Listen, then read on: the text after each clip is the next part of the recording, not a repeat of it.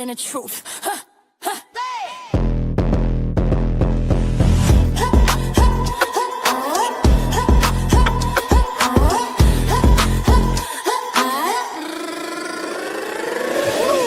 Hip-hop, hillbound, earthbound. Your hip-hop, hillbound, hillbound. Your hip-hop, your hip-hop, your hip-hop, hillbound.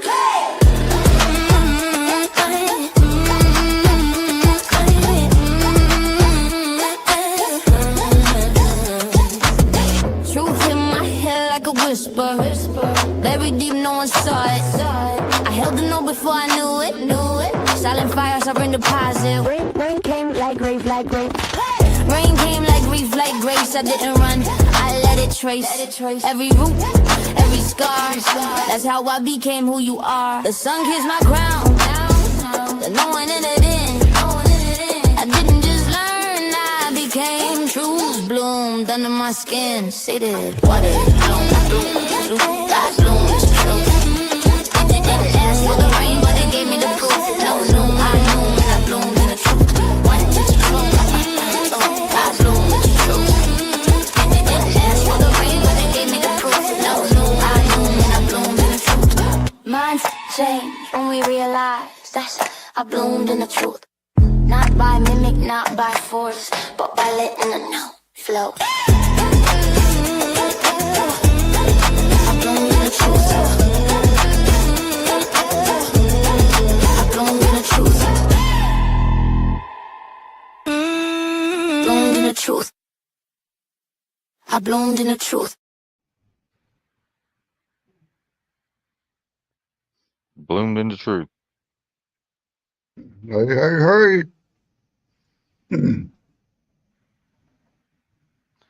Hey. Hey. Freedom, liberty lover.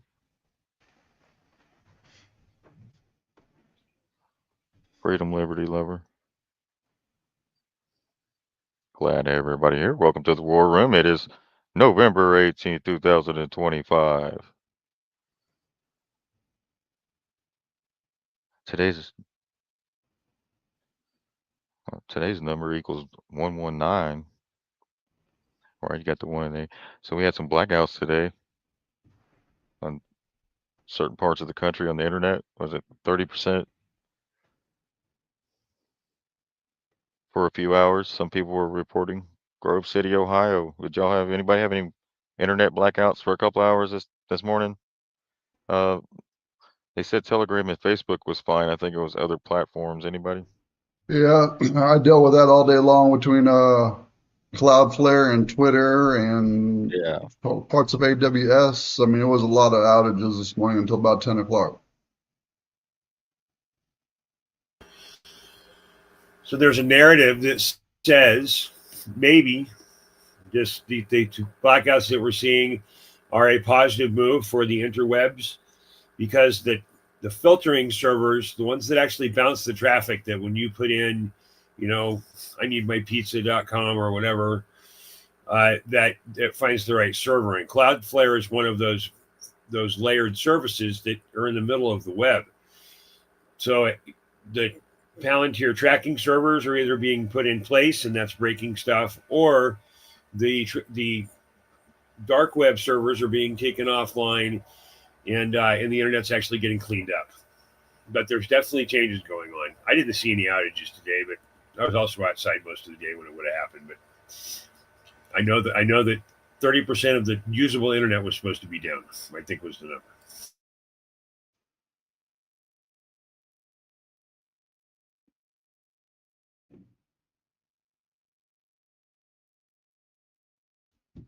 Well, they can take it all down for as much as I'm concerned about it.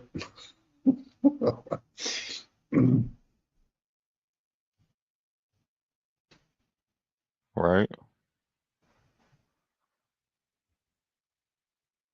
If they take the internet down a bit, it'll be a little bit difficult for everybody to do the research, though.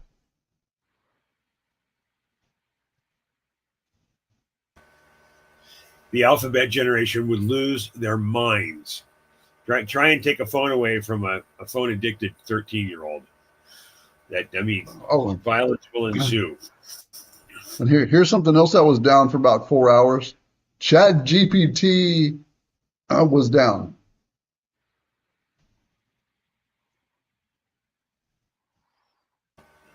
Is that why there were 28,000 less students in the Carolinas today because they couldn't use ChatGPT to go to school? I don't know. A lot of our young interns couldn't stand it today for the fact they couldn't construct their emails.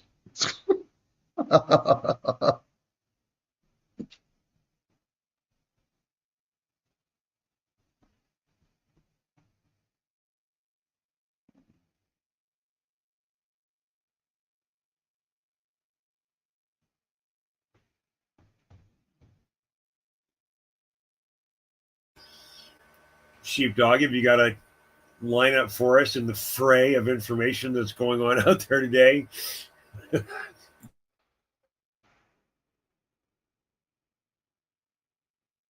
Nah, nothing really big other than that. I mean, you had the Epstein stuff at the Capitol and stuff like that.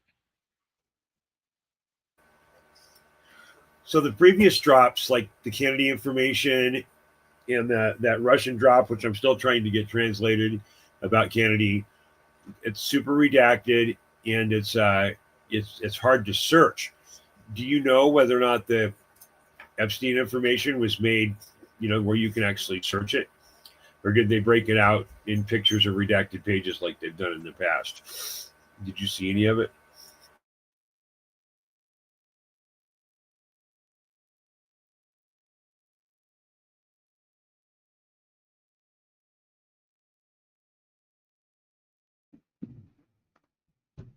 Well, I didn't see any of that stuff, Dan. But then again, I was head down dealing with all kinds of outages today. So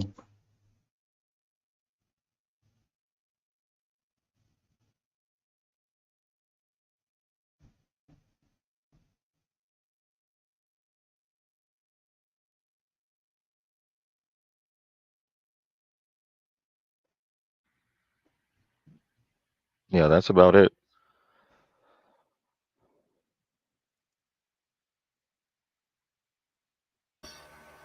The other thing that I saw today was that there's somewhere in the Carolinas, I believe it was, that ICE came into town and there were 28,000 less students that showed up for school today. So they came in to, start cleaning up the city, and a bunch of parents pulled their kids out of school or disappeared or didn't show up. And it was a sizable percentage from the total amount of children expected. It was like 25 or 30%, or an appreciable number. So it seems like we're continuing the cleansing of the immigrants, apparently, based on school attendance in the Carolinas.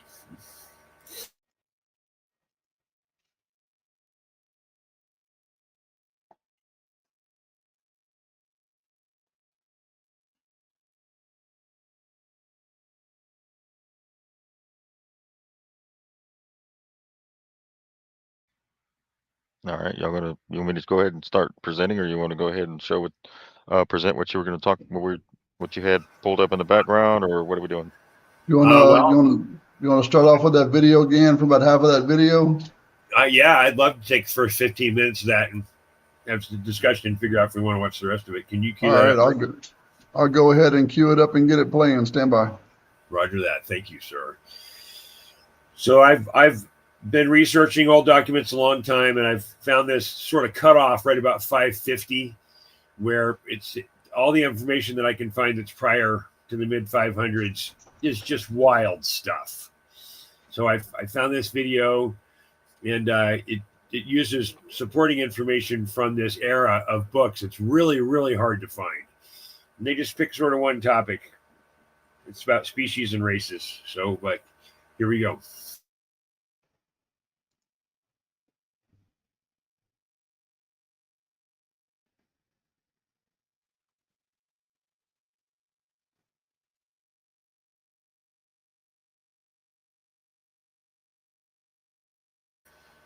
Hit that volume. I got no sound on this side, Durandal. Can you hit the sound button and restart it, please? Looks like you got to mute heads, their faces located right on their encyclopedias of wonders.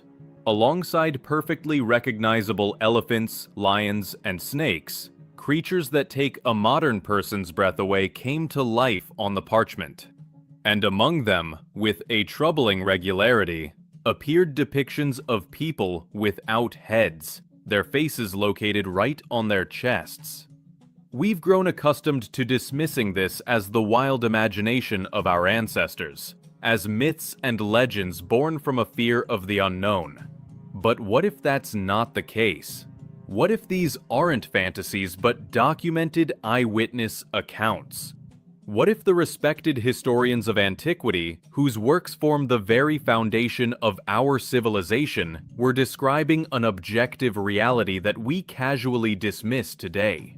This question fundamentally changes our view of the past, forcing us to doubt the certainty of our knowledge. To unravel this mystery, we must turn to the primary sources, to men whose authority is beyond question. We are talking about titans of thought like Herodotus, rightly called the father of history. His work, The Histories, is not a collection of fairy tales, but a foundational text that laid the groundwork for Western historiography. And this is what the great Greek wrote about the distant lands of Libya. He meticulously describes the geography, separating the sandy lands of the nomads in the east from the forested hills of the farmers in the west. Then, listing the fauna of the region, he places in a single line enormous snakes, elephants, bears, and men with the heads of dogs, as well as headless beings who, as the Libyans claimed, had their eyes on their chests. It's crucial to understand, for Herodotus, this was not an allegory. He listed them as matter-of-factly as he did the other inhabitants of those lands. This wasn't fiction. It was information obtained from sources he considered reliable. Centuries later, he was echoed by another pillar of ancient science, Pliny the Elder. His natural history became the prototype for all modern encyclopedias, a colossal work that summarized the Romans' knowledge of the world. And in this work, Pliny speaks directly of a people called the Blemmies. He writes, "They are said to have no heads, their mouths and eyes being seated in their breasts." Once again, we see not a myth, but a statement of fact recorded in a scientific treatise.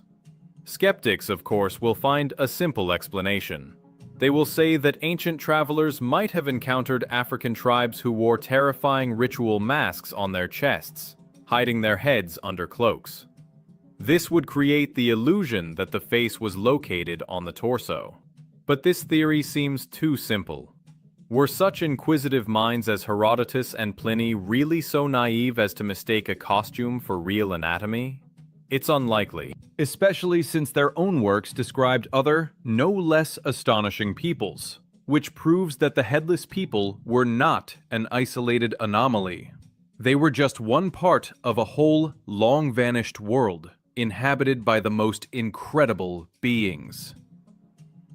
For example, there were mentions of the Skyapods, one-legged people who moved by jumping with incredible speed, and, in the heat, sheltered from the sun in the shadow of their giant foot. Or the Gemantopodes, whose legs resembled the paws of animals. These descriptions suggest that we are dealing not with an error of observation, but with a global phenomenon, traces of which are scattered all over the world.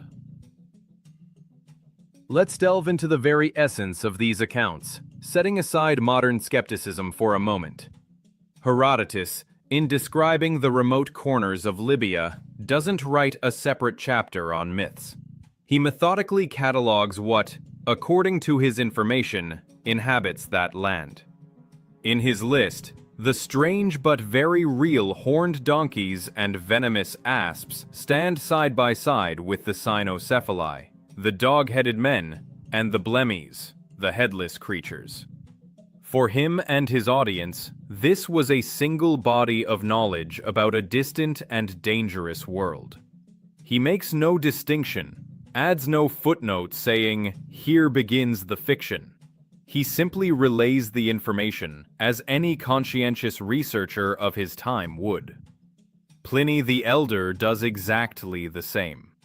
His monumental Natural History is an attempt to comprehend and systematize the entire known world. And in this grand catalogue of nature, alongside descriptions of minerals, plants, and animals, a short but clear note appears about the Blemmyes, whose mouths and eyes are located on their chests. They are not characters from an epic poem, but objects of study, another form of life on this planet.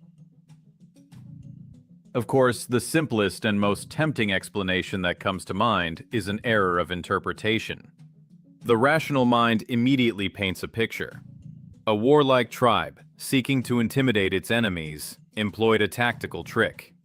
Warriors could have worn huge, fierce masks on their chests while hiding their own heads under a cloak, or ducking so low that from a distance, it seemed as if they had no head at all.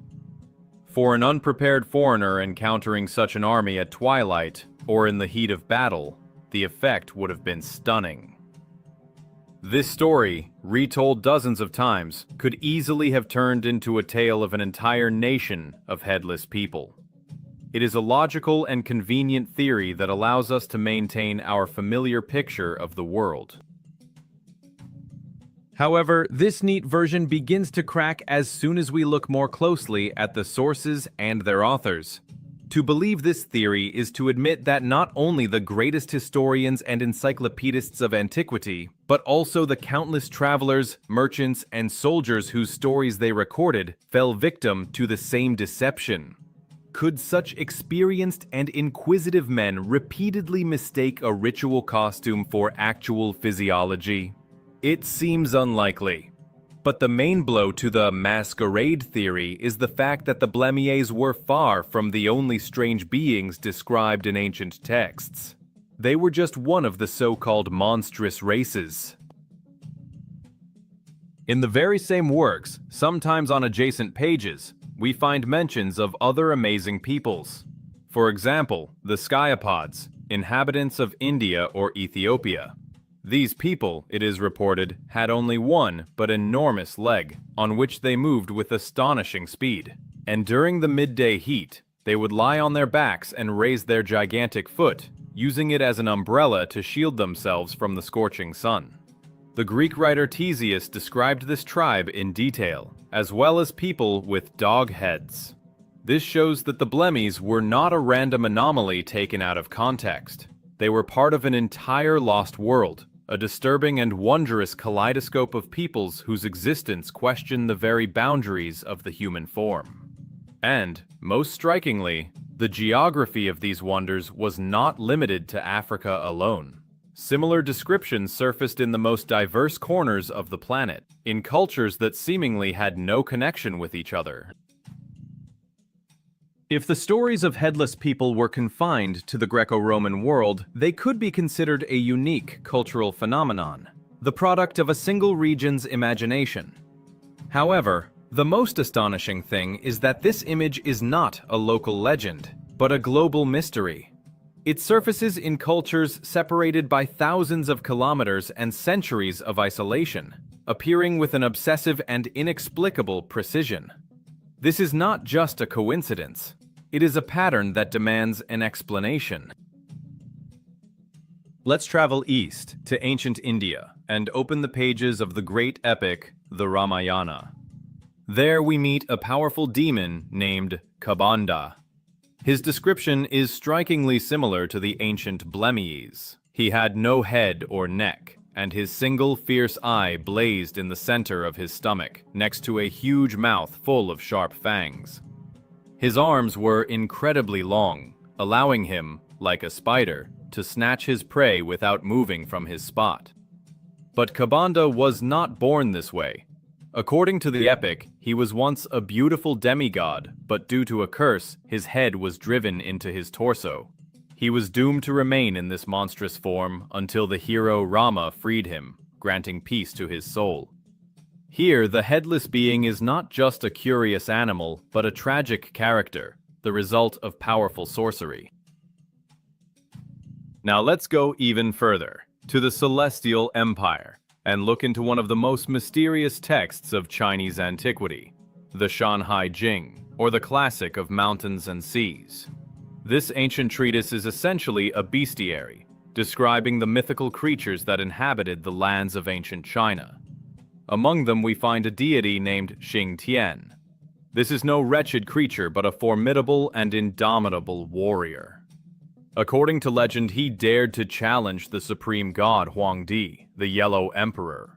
In a titanic battle, Xing Tian was defeated, and the victor cut off his head. But even that could not stop him. The warrior's spirit was so strong that he refused to surrender. His nipples turned into eyes and his navel into a mouth, which continued to shout a battle cry. And to this day, as the myth goes, the decapitated Xing Tian roams the world, clutching a battle axe and a shield, ever ready for a fight. The pattern repeats itself: the loss of a head, a face on the torso, all linked to a punishment or the consequence of a great battle. Even in the isolated island culture of Japan, we find echoes of this strange image. In the rich world of Japanese folklore, populated by countless spirits and monsters known as yokai, there exists a creature known as the Danatsuda, a headless man whose face is located on his torso. Unlike the epic figures of India and China, this creature is more often a frightening ghost, an encounter with whom on a deserted road bodes ill.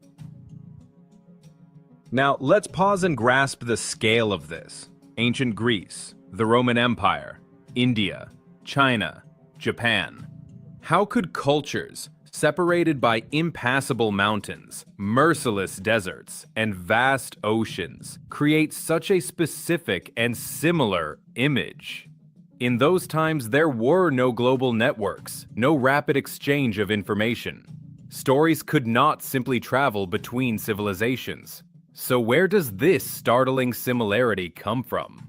Is it some universal archetype embedded in the depths of the human subconscious? Or are we dealing with something far more tangible? A common, faint memory of a real creature that once truly inhabited our planet. This global consensus of myths did not fade with the fall of ancient civilizations. On the contrary, it gained a new life.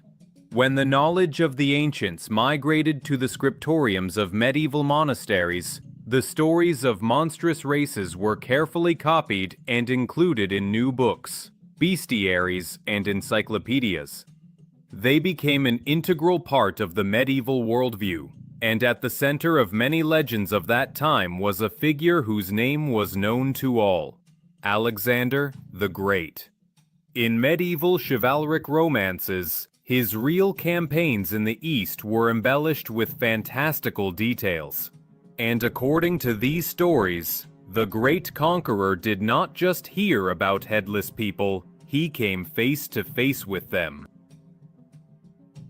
The fall of Rome didn't bury these incredible stories. On the contrary, they found a second life in the silence of monastic scriptoriums.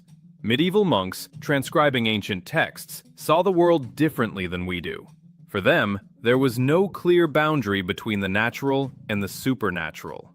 Therefore, the tales of the blemmies, sciapods, and cynocephali did not seem like fiction to them, but were perceived as reliable accounts of the wonders created by God in distant, unexplored lands. These creatures became firmly embedded in medieval culture, becoming an integral part of bestiaries, illustrated books of real and mythical beasts. In famous compilations like The Wonders of the East or The Book of Monsters, headless people were described with astonishing detail. One text speaks of a golden-skinned people, about 3.5 meters tall, who lived on an island in a river in Ethiopia. These legends so permeated the consciousness of the era that they even found their way into the biographies of the greatest heroes. Thus, in the numerous medieval versions of the story of Alexander the Great, his conquests took on a truly epic scale. According to these texts, during his campaigns in India, Alexander encountered not just enemy armies, but entire nations of monstrous beings. And among them were the headless. Ancient illustrations depict the meeting of the Macedonian king with these creatures. In prose versions of the legend, they are described as golden-skinned giants with beards reaching to their knees. A French version of the story even claims that Alexander was so astonished that he captured 30 such beings to show them to the rest of the world. Even if this episode is absent from the original Latin chronicles, the very fact of its appearance speaks volumes. For the medieval person, an encounter with a headless people was as plausible an event as any other military victory. This belief in the reality of monstrous races was not confined to scholars. It lived on in the tales of travelers. Perhaps the most famous of these was Sir John Mandeville, whose 14th century book on his travels in the East became a true bestseller. He claimed to have personally seen islands between India and Myanmar inhabited by headless people. He described how their eyes were located on their shoulders, and their V-shaped mouth was in the center of their chest. Curiously, when his book was first printed, the illustrations inexplicably depicted them with smooth skin, even though Mandeville's text described them as rough and hairy, like wild beasts. But the true climax of this centuries-long story comes not in the Dark Ages, but in the Renaissance, during the Age of Discovery. This was a time when misty legends were giving way to precise maps, and the world seemed on the verge of being fully explored and understood. And it is at this very moment, in the year 1596, that the most astonishing and compelling piece of evidence appears. It was left not by a scribe monk or a storyteller, but by one of the most brilliant figures of his time, Sir Walter Raleigh, an English aristocrat, poet, scholar, and daring navigator. In his book, The Discovery of Guyana, Raleigh, describing his expedition into the interior of South America, reports with absolute confidence on the existence of a tribe of headless people, whom the natives called the Iwaipanoma. He even specifies their location, the banks of the Kaura River. Raleigh isn't just repeating rumors, he insists on their authenticity, stating that this is no secret but a well-known fact. He writes that every child in the local provinces knows of their existence. Furthermore, he refers to a Spanish traveler who had allegedly seen these people with his own eyes. Raleigh was so convinced of their reality that he tried to find a rational explanation, suggesting that their heads were simply set so low between their shoulders that they appeared to be part of the torso. But his belief in their physical existence was unshakable. And this was not the opinion of one eccentric explorer. The belief in the Iwaipanoma was so strong that these creatures migrated from the pages of books onto the most advanced scientific documents of the era, geographical maps. The famous cartographer Jodocus Hondius in 1598, while drawing a map of Guyana without a hint of doubt, included images of headless people, indicating them as one of the peoples inhabiting the region. For the people of that era, this was not myth-making, it was geography. And here we arrive at the central mystery. We have an unbroken chain of testimony stretching across millennia. From the father of history, Herodotus, in the 5th century BC, to a celebrated Elizabethan navigator at the very end of the 16th century. Accounts spanning 3 continents, Africa, Asia, and South America. Evidence recorded in historical chronicles, encyclopedias, epics, and drawn onto maps. And then, silence. After Raleigh's era, mentions of headless people abruptly cease. They simply vanish from the pages of history and the maps of the world. Where did these people go? Why did eyewitnesses speak of them for thousands of years, only for them to suddenly disappear without a trace? This abrupt disappearance is perhaps the greatest mystery in this entire story. And it is here that we move from historical evidence to the boldest and most frightening theories that attempt to explain this enigma. And so, the trail of evidence goes cold on the threshold of the modern era. A 1,000-year history of sightings suddenly falls silent, leaving us facing a wall of silence. Where did entire peoples disappear to? The first and most obvious explanation offered by modern science lies in the realm of genetics and medicine. Perhaps no nation of the headless ever existed. Instead, ancient travelers may have encountered individuals or small, isolated communities suffering from rare congenital deformities. There are syndromes that cause a very short neck or abnormal development of the shoulder girdle, making the head appear literally sunken into the torso. For someone unfamiliar with such anatomical variations, such an encounter could have been shocking. In the ancient world, where life expectancy was shorter and the isolation of entire regions was the norm, one such genetic trait, established in a closed population, could easily have given rise to the legend of an entire tribe. A traveler, seeing several such people in one village, would return home with tales of a people built differently from all others. This is a rational and coherent theory that elegantly explains the phenomenon without violating the laws of biology as we know them. But this neat, almost comforting theory leaves too many questions unanswered. Why are the descriptions from different parts of the world so strikingly similar? Why do they speak not just of a short neck, but specifically of a face on the chest? And most importantly, why did these observations cease so abruptly and universally?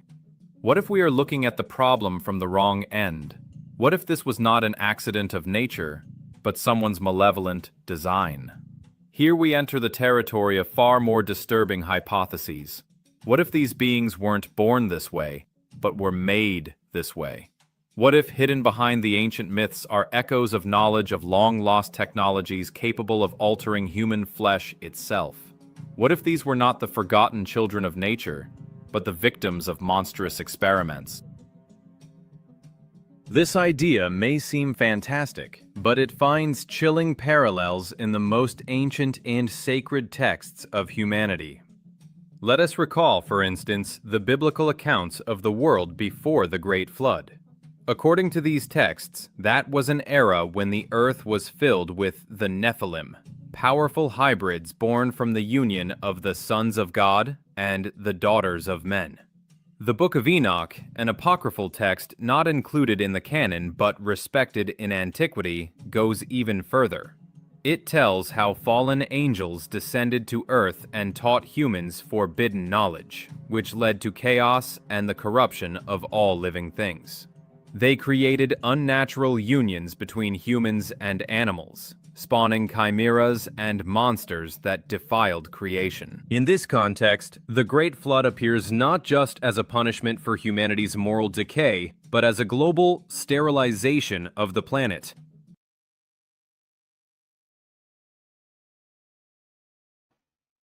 Okay, again, we got about 25 minutes in. I know you said you wanted to do about 15. No, that's okay. It goes into Tartaria from there for about another 10 minutes. But part of my point is that if you just keep going back far enough in actual text, without asking an AI, doing a little research, trying to find something original, it really does go a long way. I got one other thing that I want to throw out here, and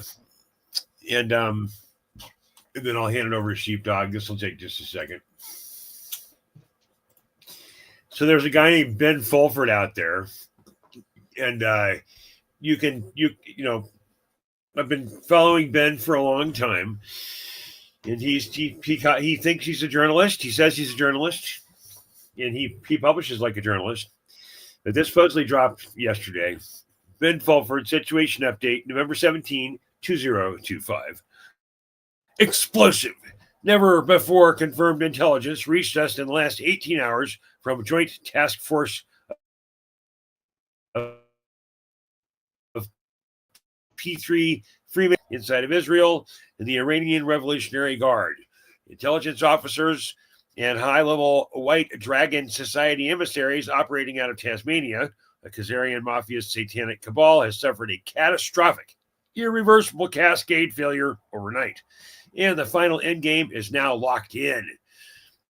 In the past 12 hours alone, Pentagon White Hat Marines executed lightning raids on 3 previously unknown deep underground adrenochrome storage facilities beneath the Australian outback, Pine Gap adjacent sites that were scheduled to receive a fresh shipment of trafficked children from East Timor within 48 hours. Over 180 children, many showing signs of prolonged SRA, were liberated alive. Satellite imagery shows the entrances were collapsed with shaped charges bearing the White Dragon emblem.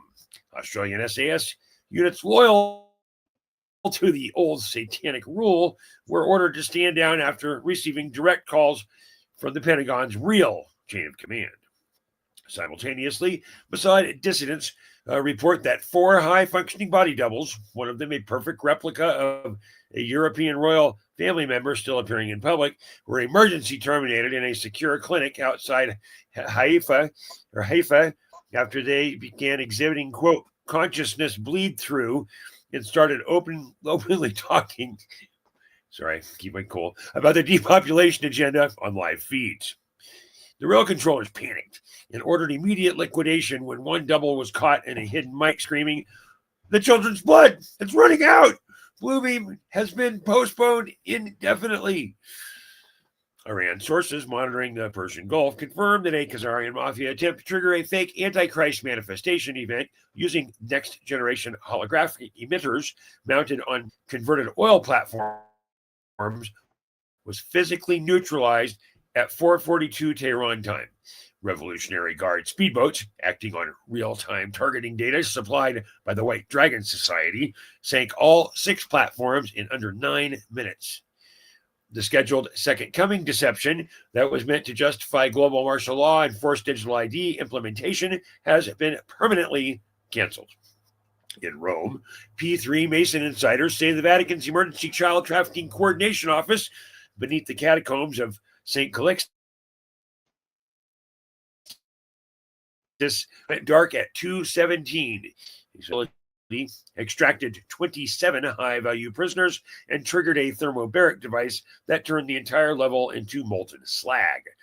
Recovered documents prove direct links between the Satan-worshipping Octagon group in Switzerland and the upcoming Alien Savior variant of Project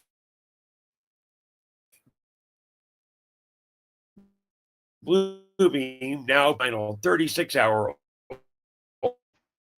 ultimatum directly to the remaining 9 committee of 300 bloodline seats, unconditional surrender and full disclosure of all remaining DUMs by 23:59 UTC November 18th. So that's today. So this is supposed to happen by midnight international time, or every single offshore Khazarian mafia slush fund, including the Vatican Bank, the City of London Corporation, and the Dubai Royal Vaults will be zeroed out simultaneously via quantum financial system overrides that are already preloaded and irreversible. Multiple independent sources are now saying the same thing. The satanic cabal has no more moves left on the board. Checkmate for the Khazarian mafia approaches. Humanity's liberation is now only days away. So go hide in your house, says Benjamin Bulford. So I just thought I'd throw that out there. little light reading.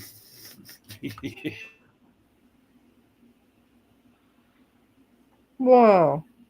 Control. Why can't I? Oh, there we go. Sorry, guys. That sounds like 5 seasons of a Netflix show. Like when you put, I was thinking just 2, and then when you put Project Bluebeam, that would be like 5 seasons.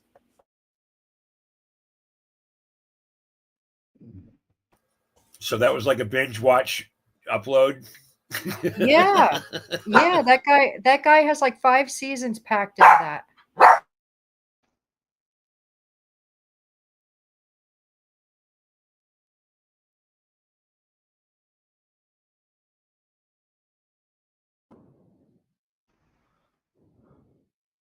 Right.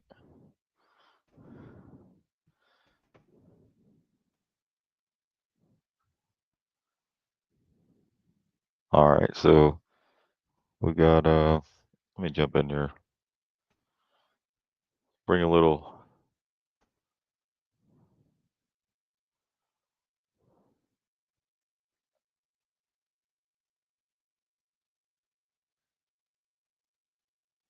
1 second. Let me.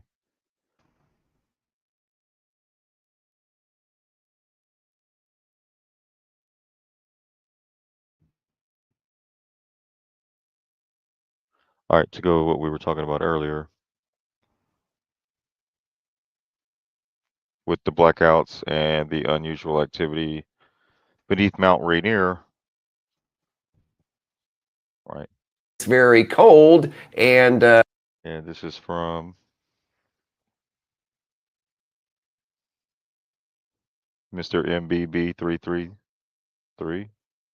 rainy, believe it or not. Here's a look at Mount Rainier. Once again, there's some highly unusual activity going on in the Mount Rainier area. In fact, we're going to get right to that here in just a moment, but I had to touch base on that rare tornado that we just saw. I think it was a tornado. It sure looked like a tornado. Here recently, we've had a series of rainy, believe it or not. It says right here, Van Trump Trail, Mount Rainier National Park. Right there, Van. Y'all see that at the bottom right here? Van Trump Trail, Mount Rainier. Trump Trail. Trump Trail. Sorry, I was having a Mike Penny flashback. Yeah, then you see Point of Success at the top of the mountain. Pyramid Peak, Mirror Lake, Copper Mountain. Remember the penny just dropped?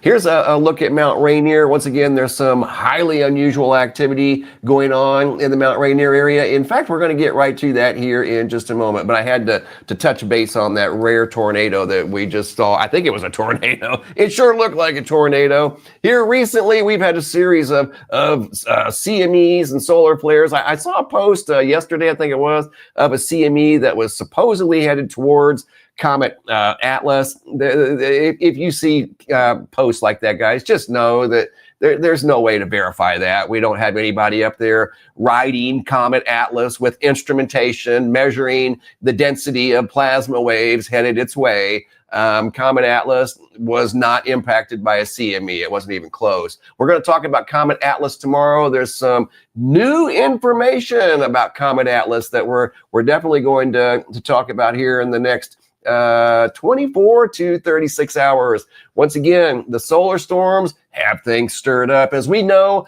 from history repeats itself. If you want to know what the future brings, just look at the past. We learned that a long time ago. Over here on the western flank of Mount Rainier, there is something highly unusual going on. And I want to share that with you guys right now. We've been following for the last 6 months, 5 months, there was a swarm, a very strong, long duration swarm of earthquakes up here at the peak, at the summit of Mount Rainier. You're looking at the summit of Mount Rainier right now over at the pnsn.org. This is the Pacific Seismic Network. Have used this for many, many years, and it's a great tool to monitor earthquake activity and of course volcanic activity up here in the Cascades. And we watch all these volcanoes up here like a hawk. And there's something going on right here along the western edge.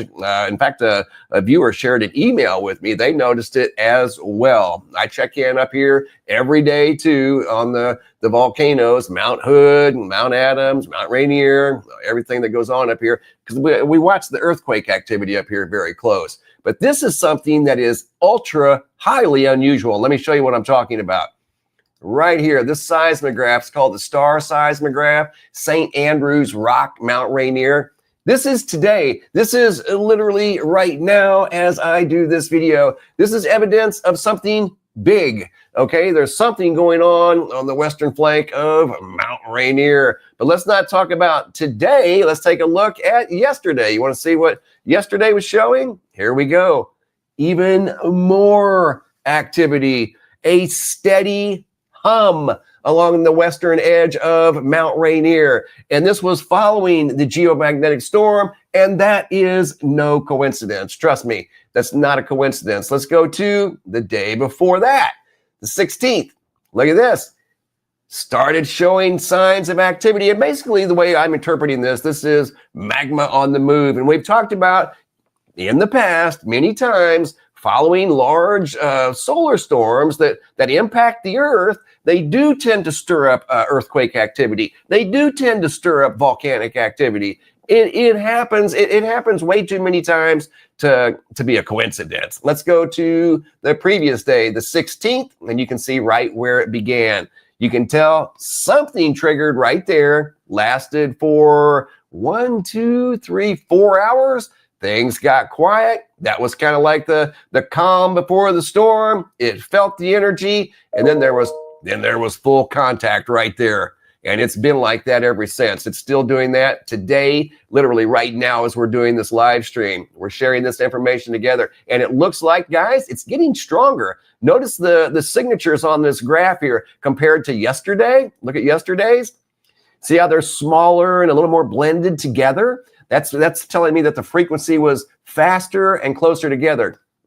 Then all of a sudden last night during the overnight hours, something changed. Now today, you've got these bigger, longer duration, and then back to the quicker ones again. Right now, in fact, they're the smaller, rapid frequencies, and they were, for some reason, during the overnight hours, larger and longer duration. You can see the red and blue all blended together. There's definitely something going on up there along the western flank of Mount Rainier. There's not a whole lot of unusual earthquake activity at the moment. Here's another look at Mount Rainier and the Cascades. We come up here every day. I can remember, believe it or not, a day back in, I don't know, 09, 2010, 11, even 08. It was rare. It was extremely rare to even see an earthquake up here in the Pacific Northwest. It wasn't that they didn't happen. They were just very rare to even see. Now it's pretty much commonplace to see earthquakes up here. It's rare if you don't see an earthquake up here. So that's why we come up here every day and kind of check things out, especially with what's going on out here off the coast. We all know that there's a possibility of a large quake off the coast. We're always checking in on the Yellowstone, the mighty super volcano. And as you can see up here along the very busy, which is always known for activity, the northwestern quadrant, there's been a couple of small swarms up here at the Yellowstone supervolcano in the caldera. This will be in the area of Hebgen Lake. And this is the area of the largest earthquake ever recorded at the Yellowstone supervolcano right here. A 7.2 magnitude earthquake back in, I want to say 1959 occurred up here, the largest ever recorded. And we're seeing earthquake activity. Here's a swarm right here, swarm right there, and then a small swarm over here. Again, all in that very active northwestern quadrant. And our favorite group of seismographs, for whatever reason, went offline. Like other things that went offline this morning. Did you guys experience any part of the blackout this morning? I did. Yes, I did. 3 of my favorite websites that I go to every day for information and data, it's just part of the Watchman thing, they were down. They were not online. I couldn't believe it. So I came over here to Down Detector, and sure enough, there was a situation where you guys affected by thank you, Annie, for sharing. Were any of you guys affected by the blackout this morning?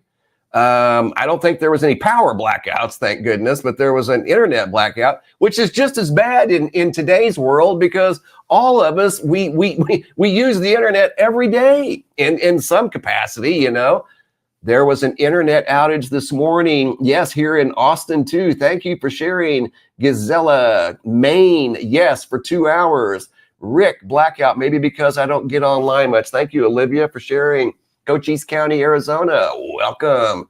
Anybody else experience the blackout this morning? I know there were several people reporting that they were affected. Yes, Annie was affected by it. Facebook and Telegram, fine. Okay, thank you, Alexander. Rumble was offline. No, not much in Michigan. 1.1K watching. Thank you, moderator. Appreciate that. Everybody hit that like button. That'll push the video out further. Don't forget to hit the like button. It's free and it's fun. Just go over there and hit it one time just for fun. Yes, I was involved in the blackout, as you can see here. This is from downdetector.com. Obviously, New York, one of the most densely populated areas in the United States, was affected too. And you can see it's lit up over here on the map. And usually, you know, if there's a blackout there in Phoenix and Los Angeles, because they're densely populated areas, so they're going to be lit up on the map. But you can see all these areas in between too. These areas of light yellow were affected by the outage this morning. I'm over here in Phoenix, and yes, I was affected. And guys, it did something, just so you know, it did something to the Dropbox over at the website. I'm not quite sure. I haven't had a chance to figure it out yet. I've been working on other things this morning. Later on this evening, we're going to try to get the Dropbox figured out. So if you've been trying to send things to the Dropbox, just know I am working on it, and I will have it fixed by this evening. It doesn't have anything necessarily to do with the blackout this morning. Hello, Gwendolyn. Gwendolyn's a Star family member. If you want to star by your name like Gwendolyn, click on the link down in the description box. It's real easy to do, and I thank you in advance. All right, so there you go, a little blackout. Look at the date, everything that's taken place. Right, the solar flares and how that affects, especially the volcanoes and what we're seeing in Mount Rainier.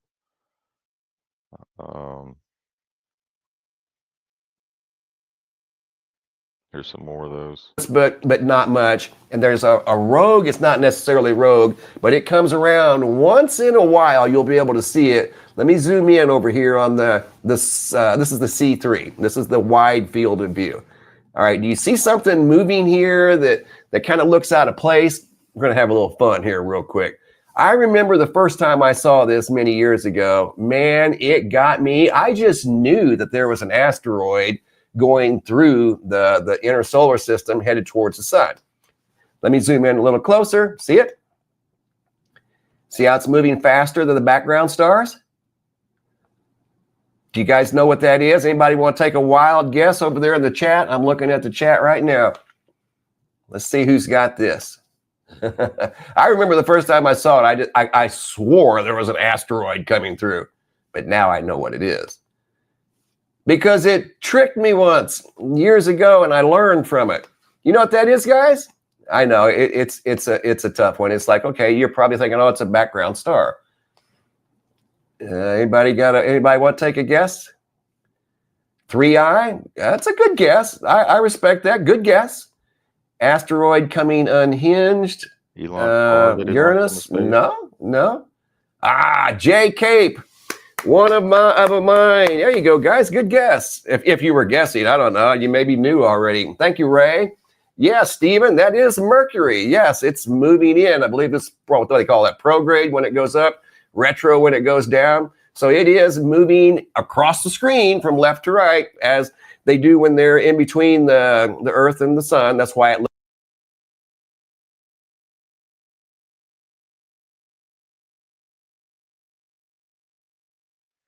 All right.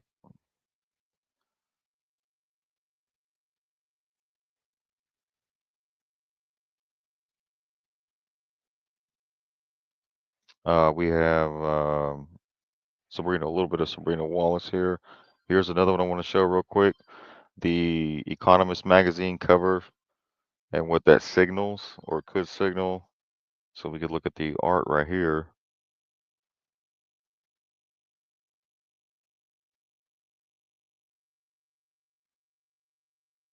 Right, the world ahead in 2026.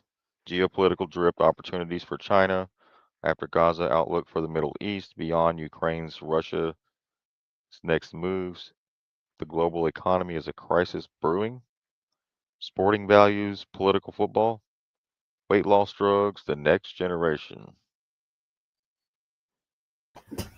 So Sheep, this has been a predictor for a long time. The Economist is been doing a year ahead cover for decades, and it's usually pretty right. I like that big fist with the shackle on it. That's digital ID. Oh shit! Yeah, wait till you see the rest of the art that's on here. It's pretty crazy. We've got the new Economist magazine cover here. that's already raising some concern and people questioning, wow, I wonder what's going to happen here in 2026. Well, we've looked at this in years past, and yes, this thing has had some accuracy in calling out things that are depicted. This is a magazine that the Rothschilds have been connected to since like the inception for a long time.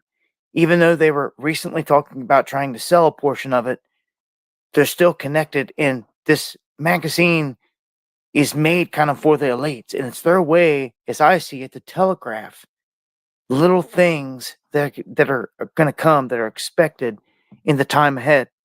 Now here, I'm just going to try to dive into this whole thing kind of quickly and point out some key things that I've seen. Because again, the track record is good for them in terms of pointing out things that have come true. And you can see America front and center. Right here, the flag, it's in shackles. Not a good sign.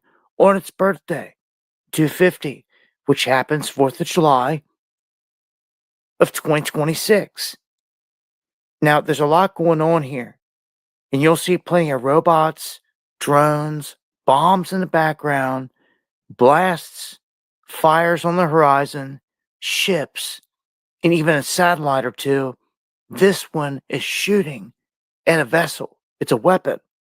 And it hits a boat that looks like it's carrying containers, but they pop open and it's actually guns. And they fire a shot. And who's the shot going at? America. You'll also see the red balloons on the birthday. There's a total of 7 around the entire thing. You'll see 2 big red tanks that are kind of ominous across the entire thing. Zelensky sitting up here. Mahdi, Maloney, I do believe here, and a bunch of these robot dogs and robots all over the place. You'll see the robots again and again, some melting ice cubes and what looks to be pills all over the place.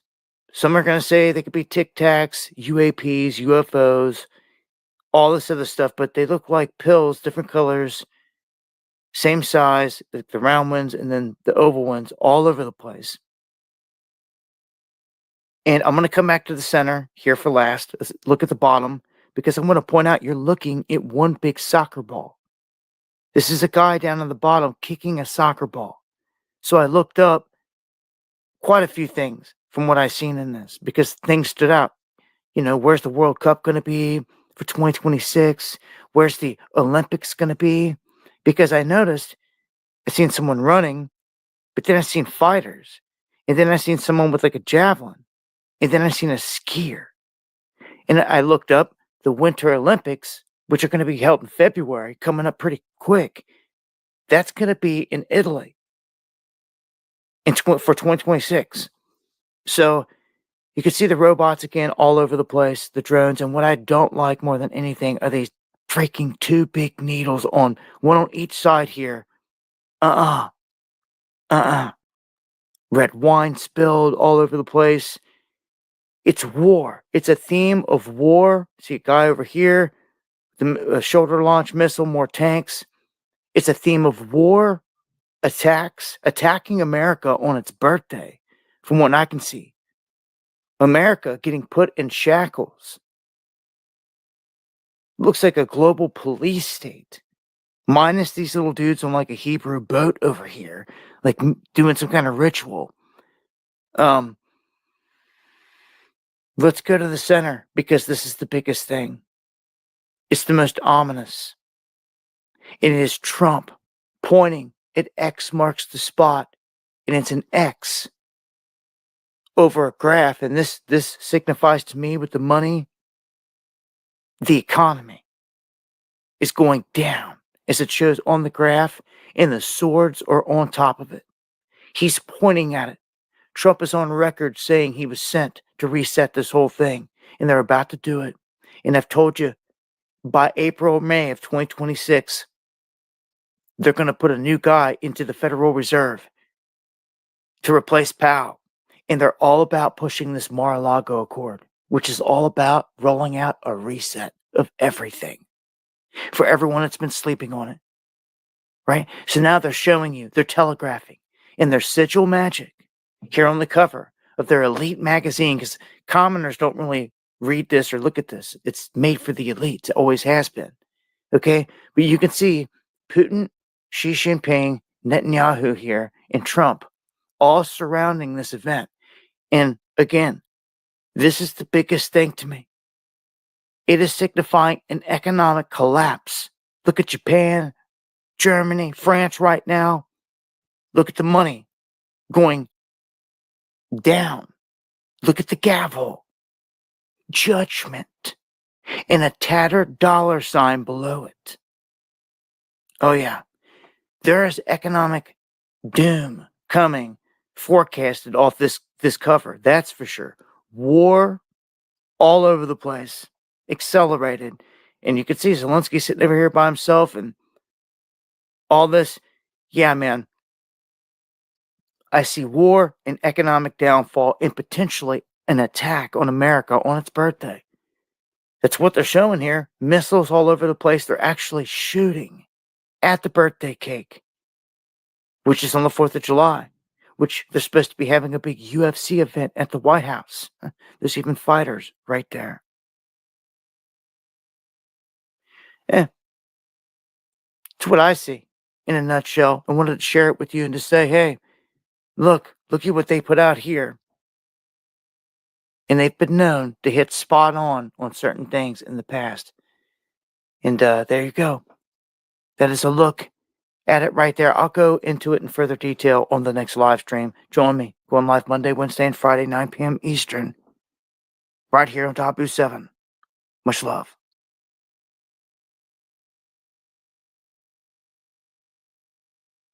It X marks the spot. Right there in the middle. Look at that video controller connected to the bottom of the brain. That's a brain, isn't it? That's what it looks like. And then it has the pennies in the middle. Yeah, it looks like a remote control, and that's what the Sabrina Wallace is talking about. I can't stop looking at the cake. Right. That's the 250-year military and U.S., and that's celebrating just the Economist. That's celebrating all the way back to the beginning of when they stole our sovereignty. This has been a lie literally since 1776. Boom.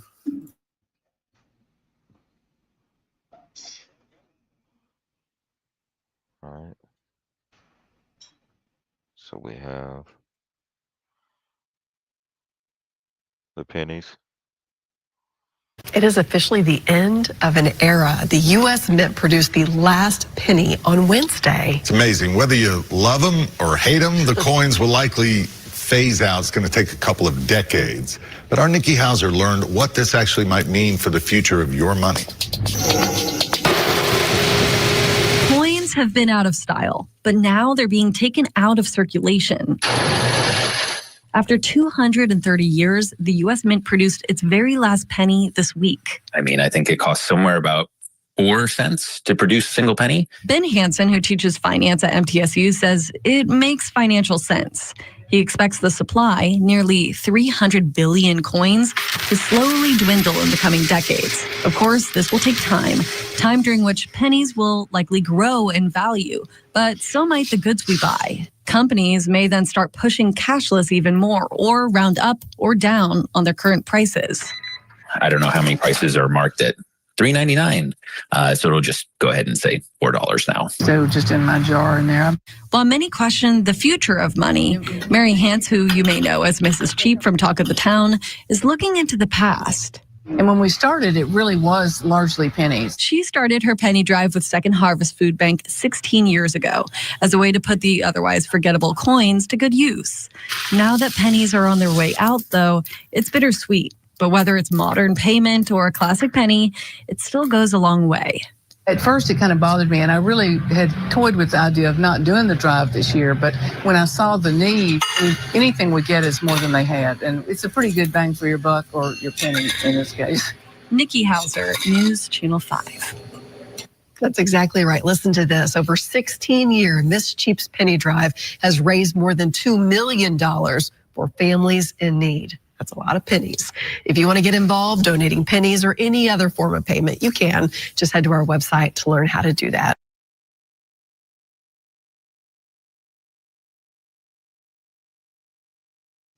Well, that'll make 2 pennies gone this year. I was going to make a penny minted joke as well, but I won't go there. So this goes with if that remote is hooked up to a brain, then the Internet of Things. The what? Yeah, the Neuralink. I see that Yeah. there's a new expert going around the YouTube for the last month or so. His name is Chase Hughes. He's an expert on MK Ultra, and why are you using air quotes? He has 20 years training CIA operatives. He's on the Sean Ryan show. Excuse me. And he built this diagram of how to know if you're being psyoped, etc. I like it. I think it's a cool list. Here's where my problem is. I caught one of his explanations for MK Ultra, where he claims, this Dr. Hughes guy, he says, I have files that were not destroyed. And start, all this speculation and the big one they always talk about, the operations with all the hookers and stuff to get information, Operation Climax.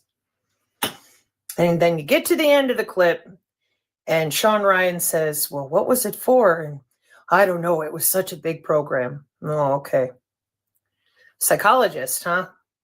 Hypnotism. I can just say the same thing. And all these therapists, they're the ones that made people believe they had 2 personalities or 5 or whatever. Okay. Where's the neurology for all these networks that connect? Neural networks, living neural interfaces, like this college students are studying. Nowhere. We have something with NATO called cognitive warfare. We have this many years, 4 years, with Giordano explaining, Dr. Giordano, explaining cognitive warfare. And in chapter 7, it says very clearly in the NATO statement from January 2023, cognitive warfare is about wetware with neurons, not psychological operations where they bullshit you to death or they use your perception. Now we're going to log right into your bioelectricity by neural networks, cyberphysical, human physiolome with networking, and your body as a body area network. So why do we have this guy come out of nowhere? I have not heard of him at all. Now he's everywhere. I mean, everywhere all the time for at least a month. And then he pops up on the Sean Ryan show. Oh, all this information, MK Ultra. What was it really for? I don't know. It was so expansive. Oh, well, maybe this time, CIA, you could talk about the cognitive warfare wetware with programs like Bioconductor. Maybe you could help out our own people here in America for a change and make sure they understand that they're being logged into for their health care. And this time, when you come back around and go, oh, not that woman. Oh, no, she's,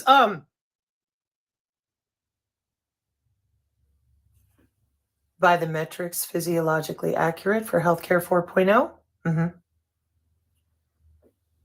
You want to talk some irregular warfare directorate, embedded clearances, or maybe Air Force Research Laboratory with DARPA's N3, non-invasive neurotechnology for read right to the brain. If I were you, and this is just out to my community because I'm tired of this. I'm tired of it. Way past done with all these, I'm a psychiatrist, I'm a psychologist. Where are you in cognitive neurology with neural networks and the wetware that we're using for warfare right now? And that's why you can't answer the question, because you don't know. Your entire world is, I'm an expert in psychomological operations. Where are you in neural nudging and graph math? This is shit that's been around since the 90s. But somehow, it's always left out. I itched my nose. Get a body language person in here. I don't like what I'm saying because I don't like what I'm seeing. Cognitive neurology with a brain connectome or the brain-to-brain interface wouldn't work. Your cognitive warfare wouldn't work. The way that we're using next generation air dominance wouldn't work. Fly drone with my mind wouldn't work. And I just got done with the first 2 hours, or 4, of this FCC from 10 years ago with the FDA. And myself and non-vaxxer 420 both are looking at this going, oh my word. I mean, it's not that we didn't try really hard to find everything that we could to be accurate, but we're exactly right. By the metrics, by the global standards. For what? Your Fitbit, your Oura Ring, your Apple Watch, watching your healthcare with physiological signal acquisition with the cyber physical. That would be your Department of Commerce for DHS biosurveillance. So this time, I just want my channel to have a heads up. If you want to go get that list from him with the Wi-Files guy, okay. I kind of liked it. I was like, oh, okay, whatever. But when it comes to our channel, because we've been called a PSYOP so many times, you're calling the FCC and the FDA a psychological operation? How about your hospitals right now? Are they a psychological operation? Is the, Wireless Enterprise Alliance people and everybody who works for places like any internet service provider in the country, are they psychological operations, or is your internet working? Oh, yeah, I know. You people always leave that up. Jesus, psyop! Nope, I was trying to communicate to my fellow citizens, normal humans that don't work in the information communication technology industries. You're being lied to about your own health care and national security. Giordano, the Center for Intelligent and Strategic Studies, et cetera, Center for Strategic Studies, I think. All these different places and spaces, it's all about the electronic warfare, network-centric warfare. That's not PSYOPs. That's neurons and neural networks.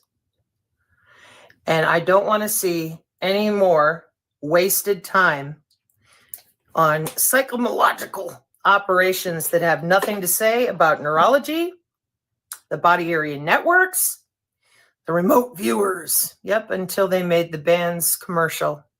Now everybody got a login. It's kind of mandated that way for cyber biological security.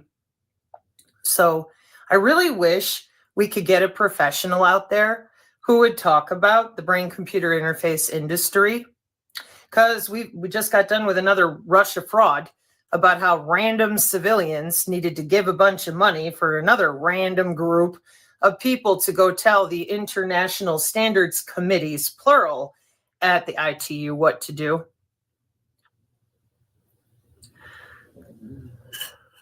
Oh, we care. We care so much about the mental health of our country.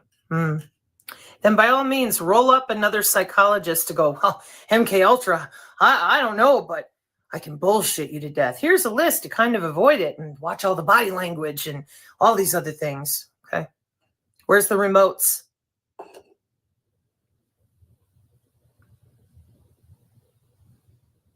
You expect me to believe, given that you're using different types of hypnotism, wordplay, what they falsely referred to as neuro-linguistic programming, natural language processing, watching body area networks, 1971 forward.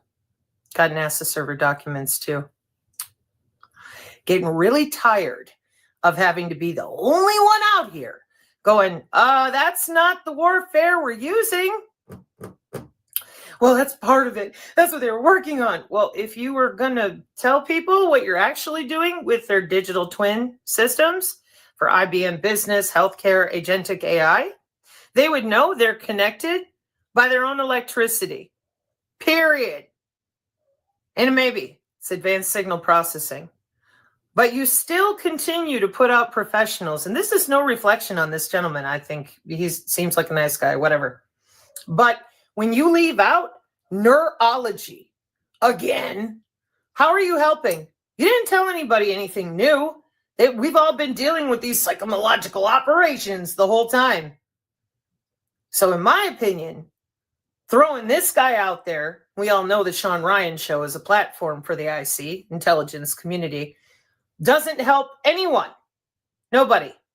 It reinforces the constant onslaught to get you, whoever you are, to distrust yourself, your own central nervous system. You can't trust you. You can't trust what you read. You can't trust what you see. AI everywhere.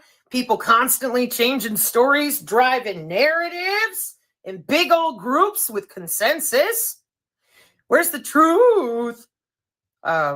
Everybody's been connected to the cloud. Now, this is just from my channel. There's a whole lot of truths for all sorts of things. But everybody's been connected to the cloud since 1995 with companies and constant upgrades. We have biotelemetrics, vital signs down phone lines since 2004. And we have 10 years ago now with our FCC and the FDA and everybody else. And we're still sitting here going, it's a bioweapon. Oh!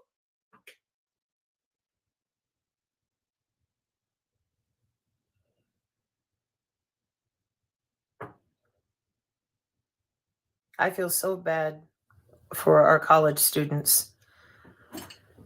And sometimes I feel even worse for people in my age range. But then I think about all the young people looking at their moms and dads who are totally obsessed with a fake Q movement, fake aliens, High Skunk Works, now Air Force Works, and all the rest of these bullshit, very real psychological operations. I showed Odin. I showed biometrics.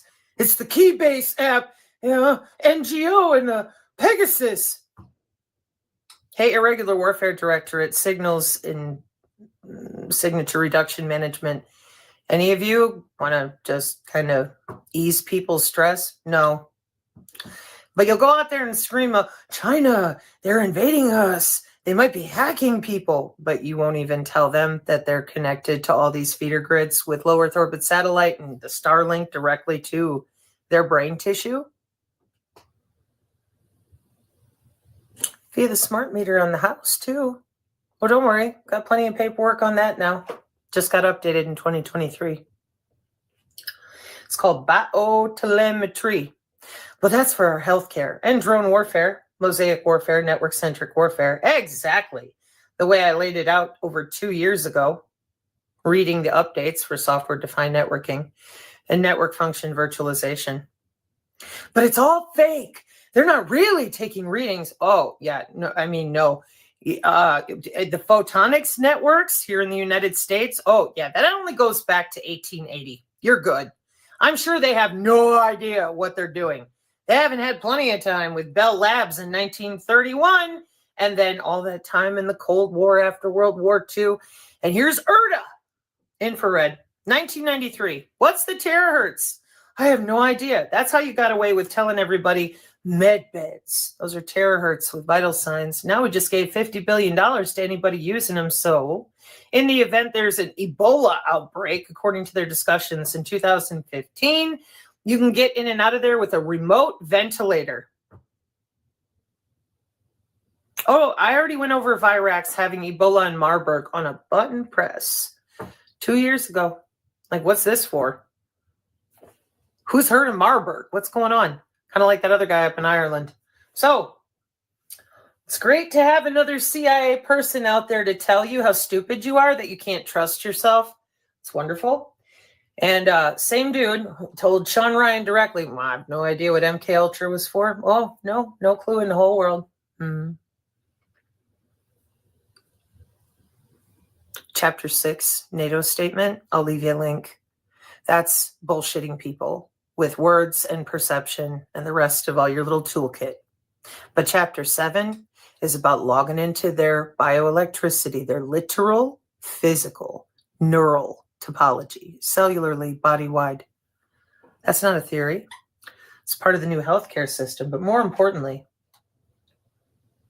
that's cognitive warfare with wetware. Ain't new. But it is heavily being utilized by other countries. And neuromodulation, being able to control thoughts, nudge thoughts, market with neuromarketing. Well, that's why we only have 3 states so far with neuro rights laws. They're individual, but the military, academia, and medical are exempt. It's for rogue hackers and rogue companies. We saw it on CBS News like a year ago. Chapter 7 makes your new rollout completely outdated. Digital twins have a lot more to do in convolutional neural networks than anybody's ability to convince you and manipulate you. I think most people know that much by now. Try to be helpful. Could you, honkers? No? Okay. Tell y'all the same thing I always do. You don't need me, you need you. Trust yourself. And again, the guy has a good list, but we're not getting any closer to reality when we keep talking about outdated systems and terminology. We have neural networks on the human physiolome connected to the cyber physical, because cognitive warfare is worldwide. So the sooner that people understand the vectors of deployment for both their new healthcare and the warfare y'all been playing with since the Gulf War, the better, because it ain't classified. The people in the wireless industries, the blue box hackers, all these people, upgrading. Meanwhile, the population waiting on Jesus with the rapture TikTok, waiting on the Ouroboros turd, the Atlas, to get here from Harvard. That's my opinion.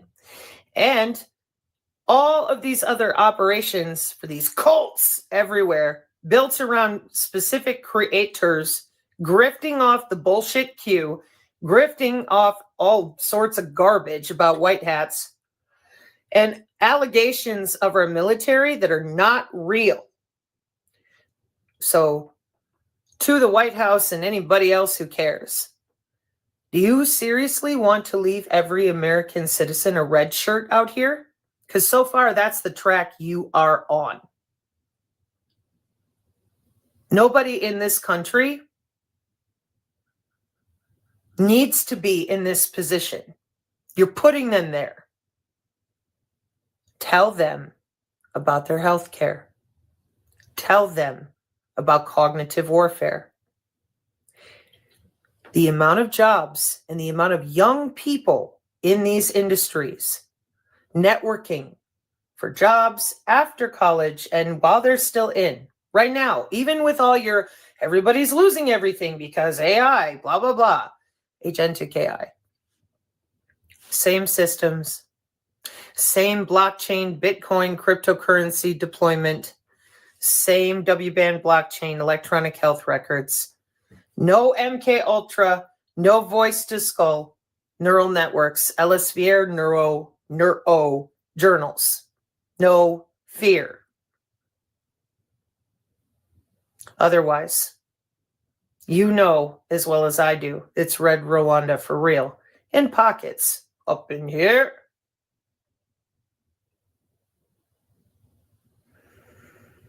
Can't say I didn't try. Mark 536, amen, y'all.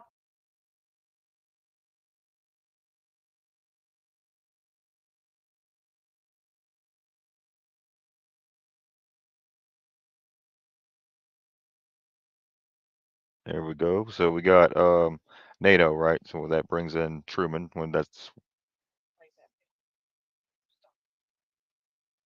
right. Truman being the 33rd.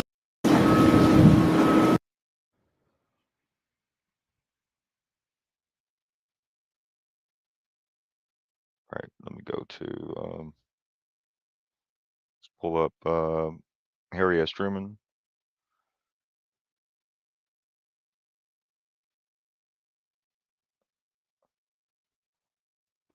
You know, Sheepdog, I gotta say that Sabrina chick's really smart, but she's way too serious.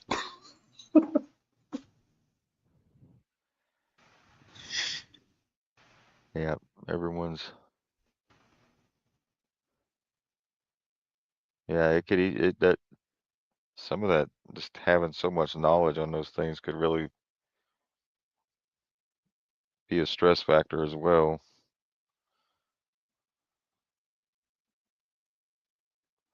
So they have Harry S. Truman. He was the 33rd president of the United States, serving from 1945 to 1953. So as the 34th vice president in 1945, he assumed the presidency upon the death of Franklin D. Roosevelt that year.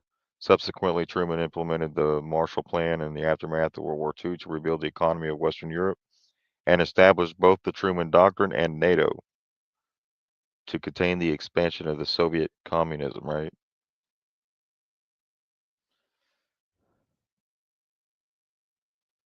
Um,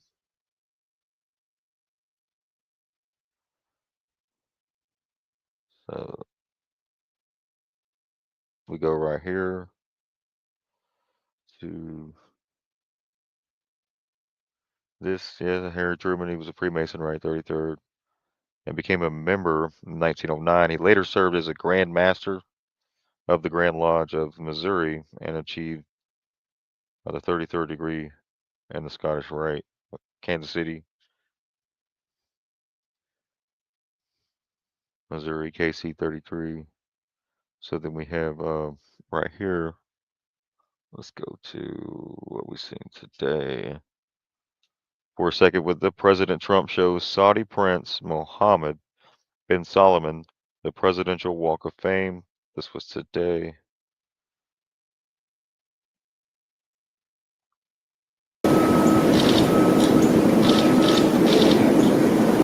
And they are pointing at Truman, the Truman Show.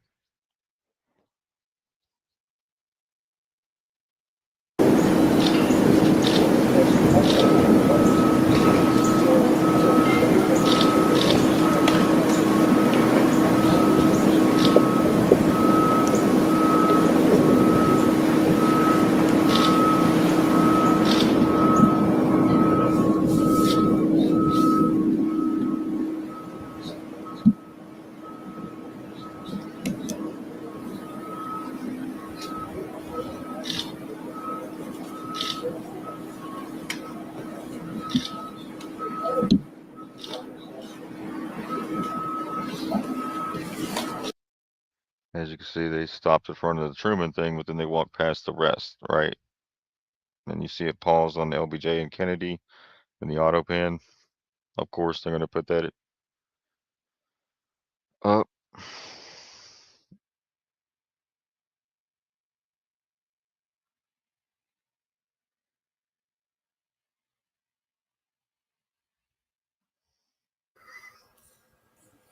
I got something to throw in regarding that same presidential era, Sheepdog. Can I read this paragraph real quick? Yeah. So I found this magazine that is from I want to add this. I think you got to unadd your go not screen Sheepdog so I can show this text, or I can just read it. This is from a magazine that I found. Thank you. This is from a magazine that I found that's it's about 500 pages long, 700 pages long, and it's from 1933, and it's to the Philippines. It's an internal magazine document between the United States government and the Philippine government that also comes out as news. And I found this thing that I've never heard of before. And this is from November of 1933 that this is reported that they're decrying that this did not happen. And I'm doing some more research on this Smedley Butler guy, but it appears that in 1933 there was a very serious attempt to take over the U.S. government. The House of Representatives even addresses this in the Un-American Committee. The Committee of the House of Representatives investigating un-American activities in the United States reveals testimony regarding a plot to kidnap the president and set up a fascist dictatorship. The testimony serves to recall that of General Smedley Butler, retired, which the committee subsequently asserted appears to be without foundation in fact. This Smedley Butler guy, this was a huge marketing campaign that went on at the time. And there was a real attempt to overthrow the U.S. government. Shortly after this, there is a massive movement, or right before this, there's a massive movement of troops that happens from the Department of Defense. A total of 177 surface ships, 577 airplanes, a giant dirigible, the Macon, are all part of this. And this goes all through the Midway Islands, the Aleutians, back to Pearl Harbor. This was all pre-war stance and settings for World War II. But what I think Sabrina's talking about, this mass indoctrination of our thought processes, what we believe, what we accept. And my point is, this has been going on for a long time. The MK Ultra thing has never stopped. Every time they say they stop something, it's bullshit. Excuse my French, but I don't know. I thought that was pertinent. Thank you for the interruption.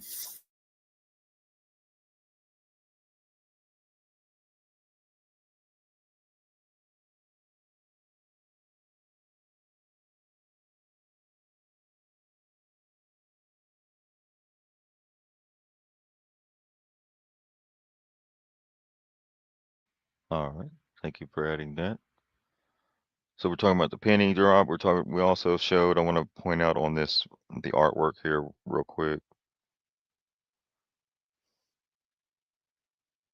Here we go. I'm seeing Netanyahu, Putin, Xi Jinping, Modi, Zelensky. Those 4 characters. You see robots. Right, so just wanted to point out those 4 main characters, right, and Trump right there. What appears to be Trump, red tie. And the pennies. And notice that P, Xi, and Putin are across a swords crossing. The swords are tariffs, in my opinion, my interpretation. The swords are tariffs. The graph is a falling indices. That is the end of the Fed, or that is the GDP falling so they can tax us more. But the axis of swords is separating the 3 other guys that are supposed to be part of the white hats, right? I don't know. Is that a representation of the sword dance? Is that too much of a rabbit hole?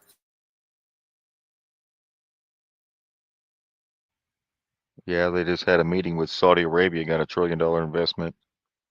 That's what I just showed with the Truman, when they just paused the Truman thing. The swords, right? They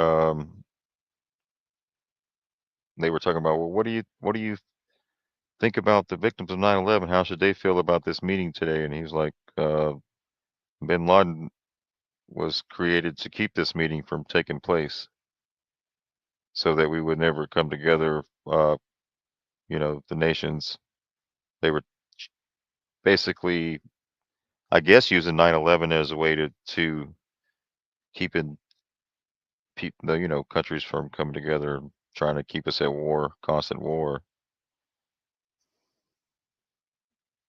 But here we go. We see the pennies in the middle, right? So we just got the news on the pennies. We got the news.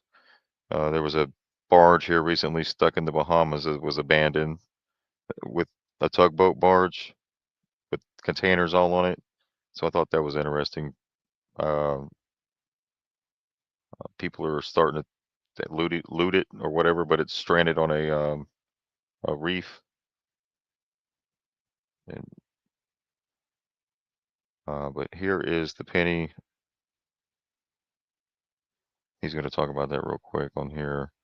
The great penny meltdown has begun. The penny is out, and many are wondering what is the next and the future of the monetary system. So he's just going to talk about that real quick. I could be wrong. Maybe it's like 15 cents to produce a nickel. So maybe that's on the cutting board next. Who knows, y'all? But what I do see is eventually there will come a time when there is no legal tender, no cash money, no cash money of any kind, whether that's euros or dollar bills, y'all, or whatever that is, or coin money. I believe there truly is coming a time. And let me point you to where I believe that's coming from. Revelation chapter 13. The second beast was given power to give breath to the image of the first beast. And I'm starting in verse 15 right here. So that the image could speak and cause all who refuse to worship the image to be. Don't think we're supposed to use that word here on YouTube. It also forced all people, great and small, rich and poor, free and slave, to receive a mark on their right hands or on their foreheads, so that they could not buy or sell unless they had the mark, which is the name of the beast or the number of his name. One of the more popular things in the news, I guess if you could call it that, over the past several years has been digital currency, blockchain currency, money that's not physical. That's where I'm going with this. Money that's not physical. And people are jumping on board, y'all. They are jumping on board. I personally am not. I like holding money in my hand and paying for goods. I like that. I like having it in my pocket. I like having that, $100 bill squirreled away in your wallet. I'm not sure that I do right now, so don't come checking my pockets. But just in case you have an emergency on the road, I learned that growing up. Or you just run across something that you really got to have and you need, and you got the money right there. But I do not foresee, this is me, I am no finance expert, nothing like that. I do not foresee a cashless society until what we just read right there in Revelation, because it all has to do with control. We know that there's nothing new under the sun. The devil doesn't have any new tricks, y'all. He left his position in glory with God Almighty because he wanted to be God. He left that. And he came to deceive Adam and Eve, to exert his dominion over them in the form of sin. Sin, rebellion against God. That is what Satan is, the rebellious one. He is rebelling against God. He wants to be God, y'all. And so when we look at this cashless society that will come, if you do not have that mark, I'm not saying you or me, I'm saying those that are here, if they don't take that mark, they can't buy or sell. Now, you can't control people when they have physical currency, because you can't say you can't buy that item because you're not sitting there, and I'm saying you, I'm saying whoever's in charge of the digital stuff can't sit there and put a hold on your account because you got cash money in your pocket. They can't tell you you cannot buy but so much of this item due to your social credit score because they can't physically reach inside of your wallet and put a hold on that cash money. So the devil needs something that he can control mankind with when it comes to Revelation 13 right there. And y'all, it's going to be the monetary system. Nothing motivates people more than a hungry stomach. Let's say that you're running low on funds, low in the pantry. What are you going to do? You're motivated to either get off your caboose, find a way to earn some money, or unfortunately for some people, you're motivated to steal. But during this time frame in future history, people are going to be motivated by more than just their bellies. They're going to want to be able to buy gasoline, if that's the thing then. Probably will be. They're going to be motivated to buy whatever or sell whatever wares that they have to make a living. And so they're going to line up and sign up in droves to get that mark. And now they are under complete control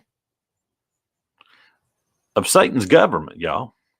That's the control that they're going to be under. Now, I don't like to have control over me. Now, I do submit myself to Jesus because he cares for me and he knows what is best for me. He is my great provider. And so I yield my life to him. I submit to him. And I think that's where I'm going with this video. I always want to point people to the gospel, to salvation. And I have shared Romans 10:9 on here before, but y'all, this is how simple it is. Romans 10:9. If you declare with your mouth Jesus is Lord and believe in your heart that God raised him from the dead, you will be saved. Now, if you want to escape what is coming in the future, that mark of the beast, right there is your golden ticket. Not just that verse, but everything between these binders. That is your value. That is worth more than pennies. It's worth more than gold. It is worth more than anything because this is life. I find it very interesting that many in the world today, even those that profess to be believers, are getting behind this blockchain and digital currency. I don't understand how they cannot see that it all leads up to that Revelation 13 moment and how eventually everything will be digital because it can be controlled. So that's beyond me. I know that people are wanting to make money and maybe they see the greed that's in their heart, chasing that dollar more than chasing after Jesus. Guys, that's going to do it for today. I believe there's been enough right here for you to ponder over. Get into the Word. Read that book of Revelation. And don't let it intimidate you one bit. Not any of the Word. Don't let any of it intimidate you. It's all here for your benefit. Guys, y'all have a good day and a great week.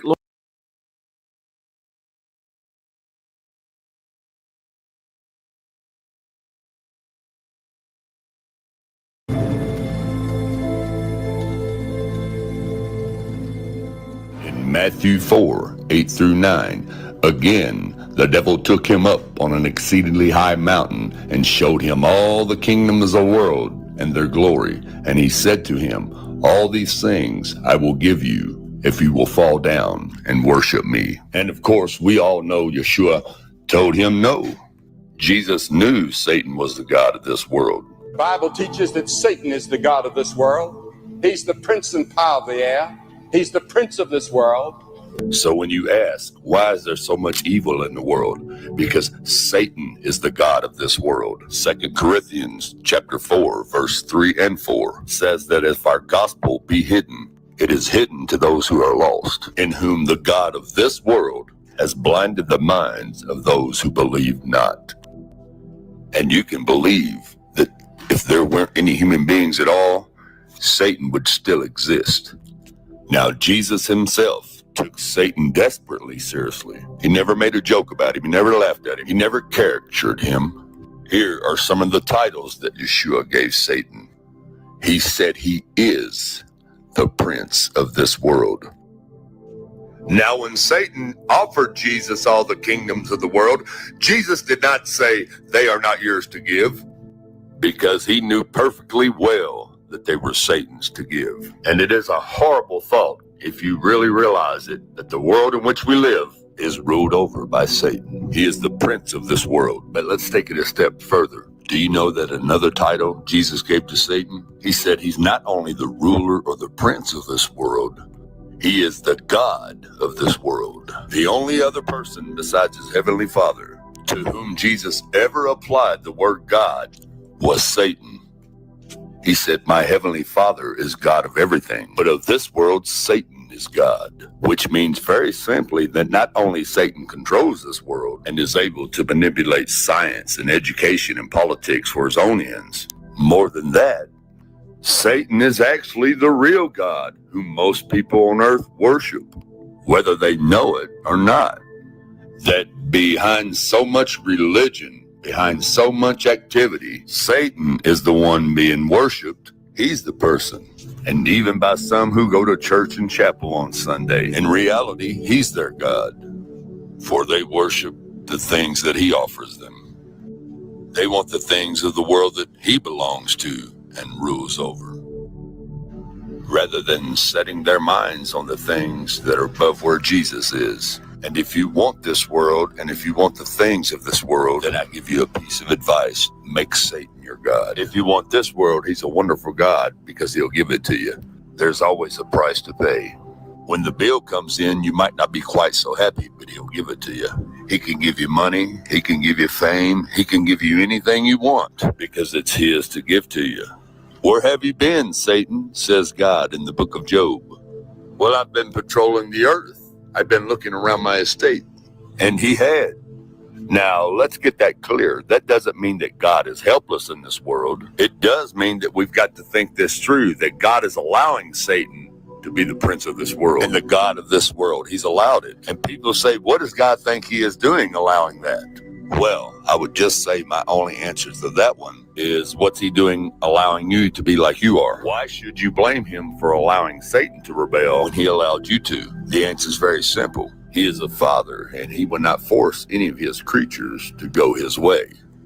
And he gives you freedom to rebel. Even Jesus says, behold, the prince of this world cometh. He said, let us stand and live from here. This rascal has come. Let's walk away from his environment.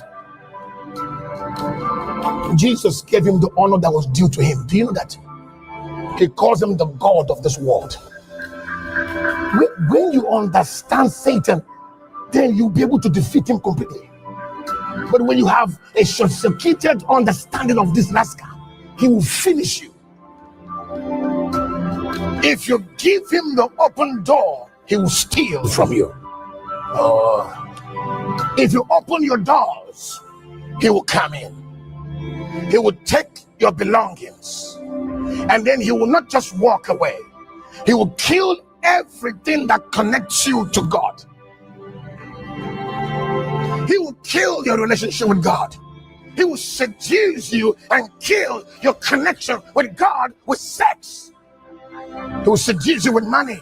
He will seduce you with some kind of demonic fame. So there are several tools that Satan can use to kill that connectivity that you have with your Almighty God. Sometimes it's not about killing you physically. Physical death is the final result of having been completely disconnected from all the frequencies that connect you to God.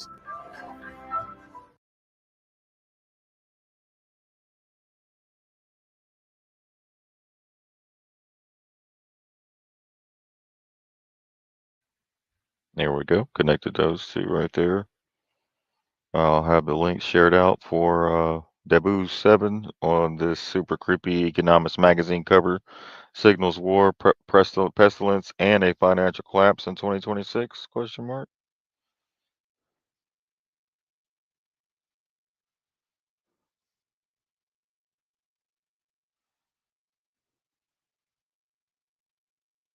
Everything was planned for decades.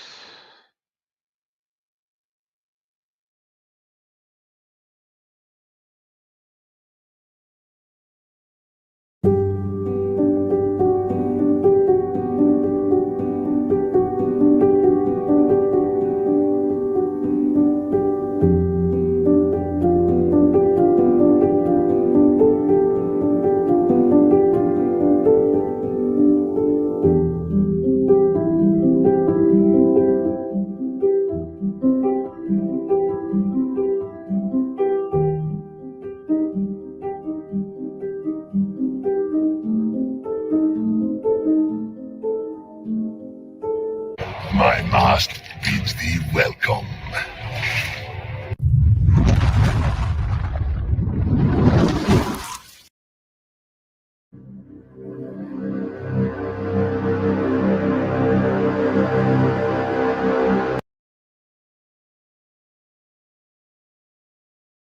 So the process of indoctrinating the masses to accept certain ideas is a long and slow one.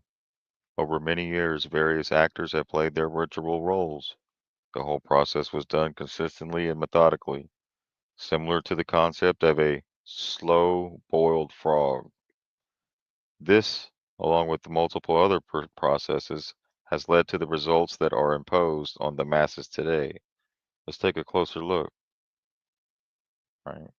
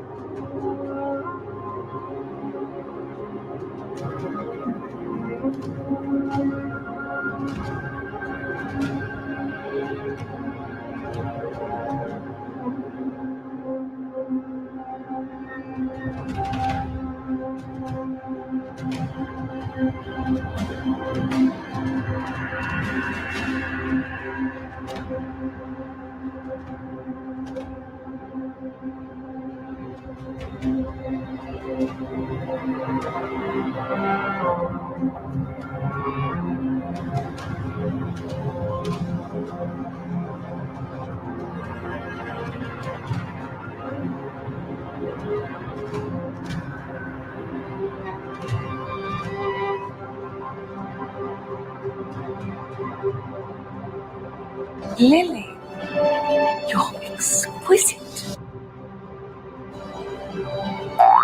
You're different from most girls. Got it!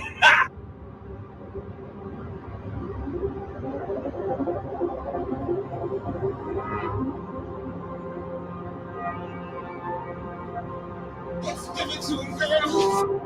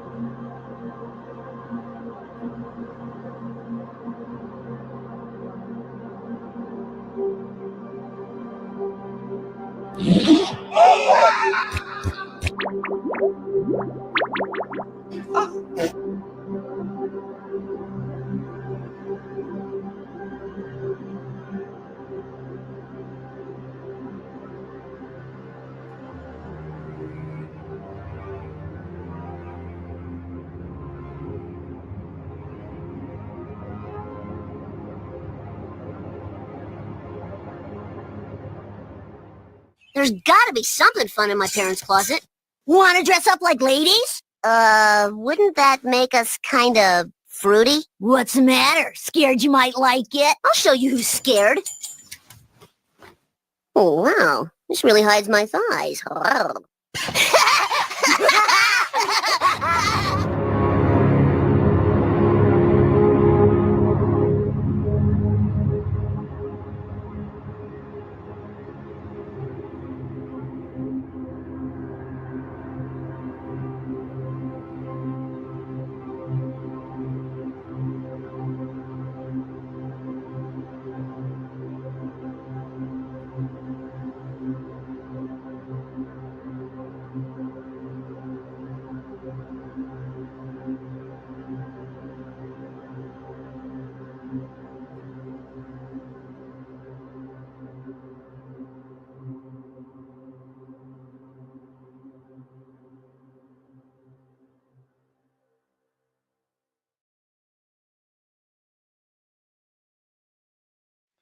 Sorry, that might be a little disturbing for some viewers.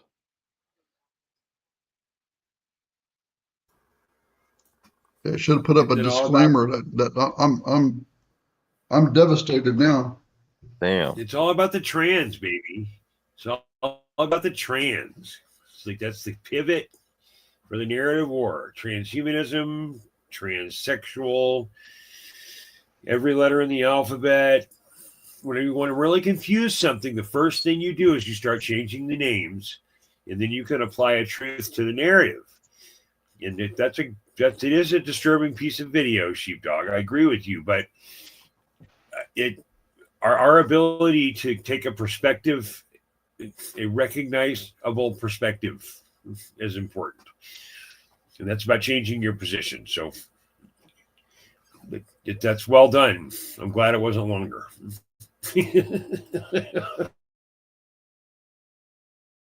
Oh, there's a whole series. If you like to binge watch that stuff, and you can go subscribe to the channel. And there's plenty more of that, but that's it. Watching too much of that, I might have to take some Tylenol. I would rather muck stalls and move shit that I can actually pick up, not just watch it.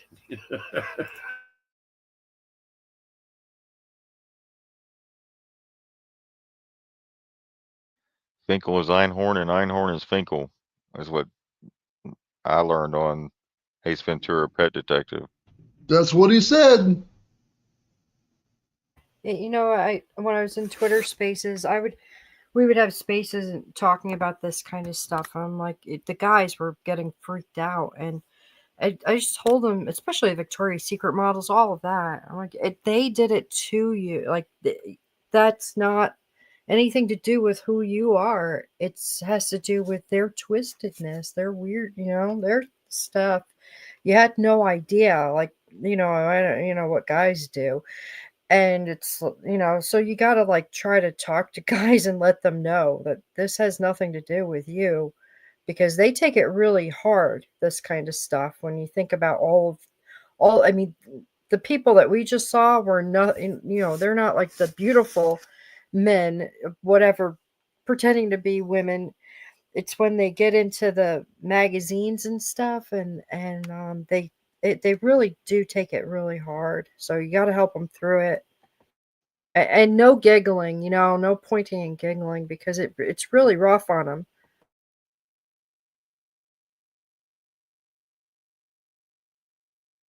Can I get you a drink, Mr. Powell? Sure. Austin, we've got to look for Dr. Evil. Wait. I've got an idea. Austin, why on earth did you hit that woman? Right, let me show you, baby. That ain't no woman. It's a man.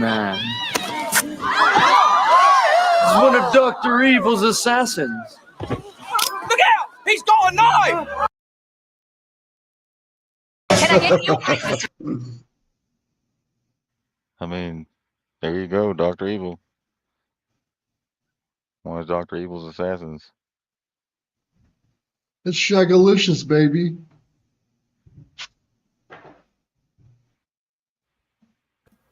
We haven't heard from Mike Myers in a little while. Not even as an animated character, I think.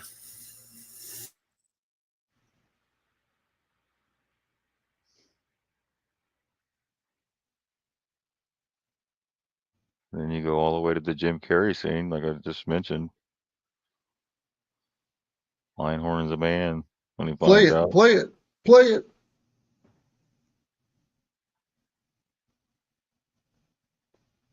Emilio, is he in trouble? Don't worry. There's one thing I know. There's nothing Ace can't handle. Don't kill me. Please. I'll never tell anyone, I swear. He's the one you want. Kill him. No, kill him. No, kill him. He held the ball. Remember? Come on, look at the guy. Crybaby, jock, wimp, musclehead. Shut up! I think I'll kill the dolphin first. I wouldn't want you to miss that. And there's the snap, the kick, and it's good. Miami. Good to see somebody who doesn't buckle under the pressure.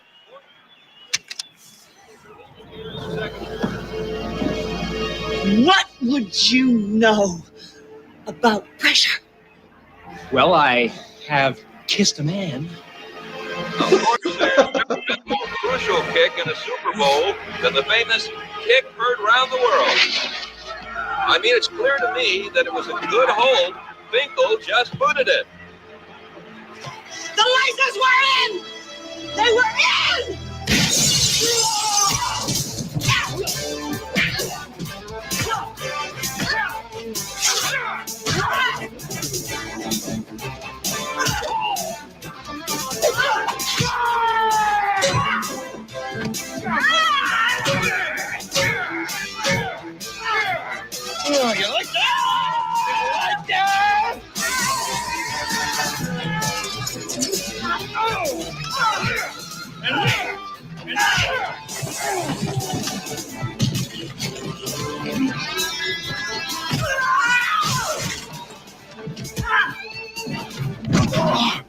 Having a little trouble with the lady, Ace? You don't understand. She's a... Get him, Wallace! Get him!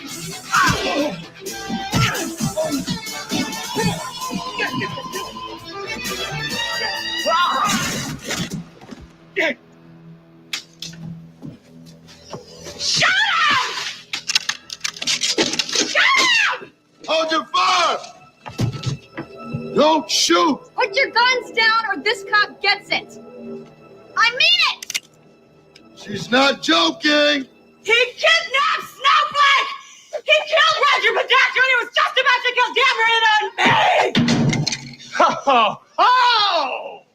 Fiction can be fun, but I find the reference section much more enlightening. For instance, if you were to look up professional football's all-time bonehead plays, you might read about a Miami Dolphin kicker named Ray Finkel, who missed a 26-yard field goal in the closing seconds of Super Bowl 17. What you wouldn't read about is how Ray Finkel lost his mind, was committed to a mental hospital only to escape and join the police force under the assumed identity of a missing hiker, manipulating his way to the top in a diabolical scheme to get even with Dan Marino, whom he blamed for the entire thing. What the hell are you talking about? She's not Lois Einhorn. She's Ray Finkel. She's a man. He's lying. Shut up! Let's just see who's lying, shall we? Would a real woman have to wear one of these?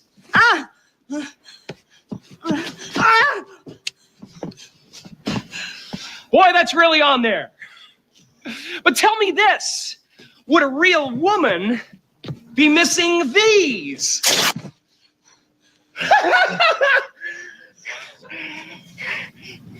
That kind of surgery can be done over the weekend.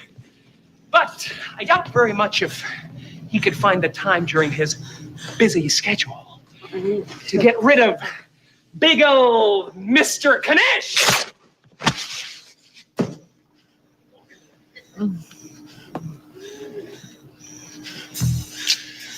Oh boy. Ace, come here. Would you excuse me for just 1 second?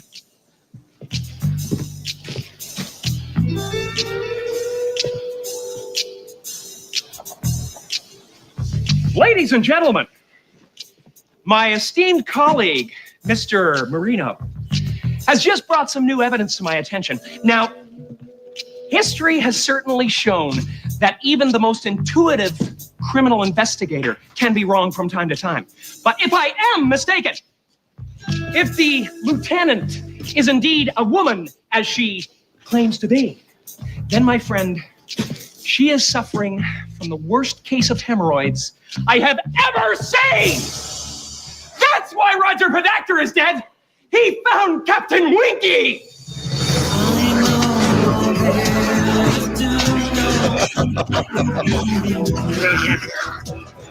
Good night, everybody. You've been a wonderful audience. I'll be here all week. Be sure to tip your waitress.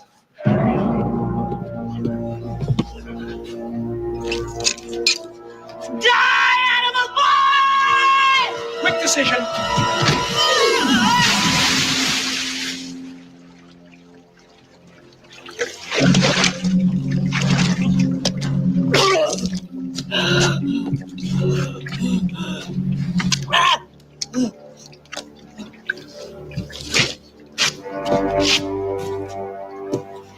Hey, loser!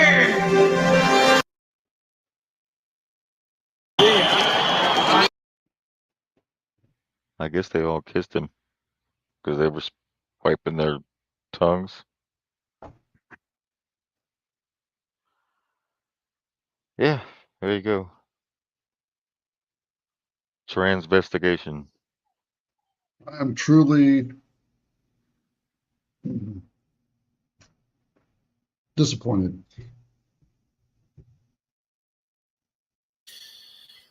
Did they say MK Ultra is dead? Uh-huh.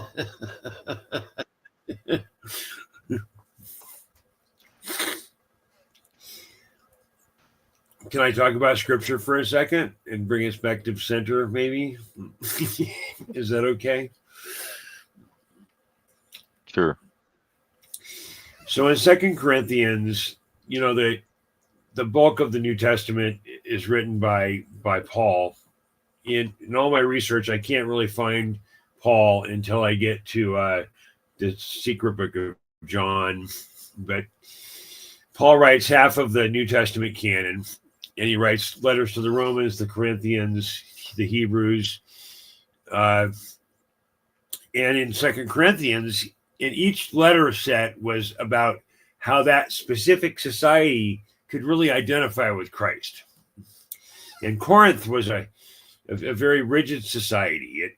It was about ambassadorship of the Corinthian way, because they had a lot of very stringent requirement sets that Christ was not necessarily calling for. So in 2 Corinthians 5, it talks about being an ambassador of faith.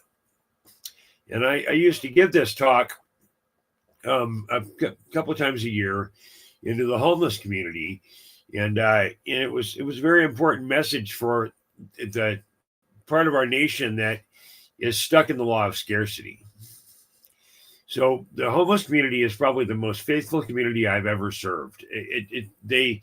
When you can't reach into your pocket and fix your problems with a Bitcoin, a token, not a penny anymore, whatever it may be, your lack of faith is based in your assurance that you don't really need very much faith to get through the day.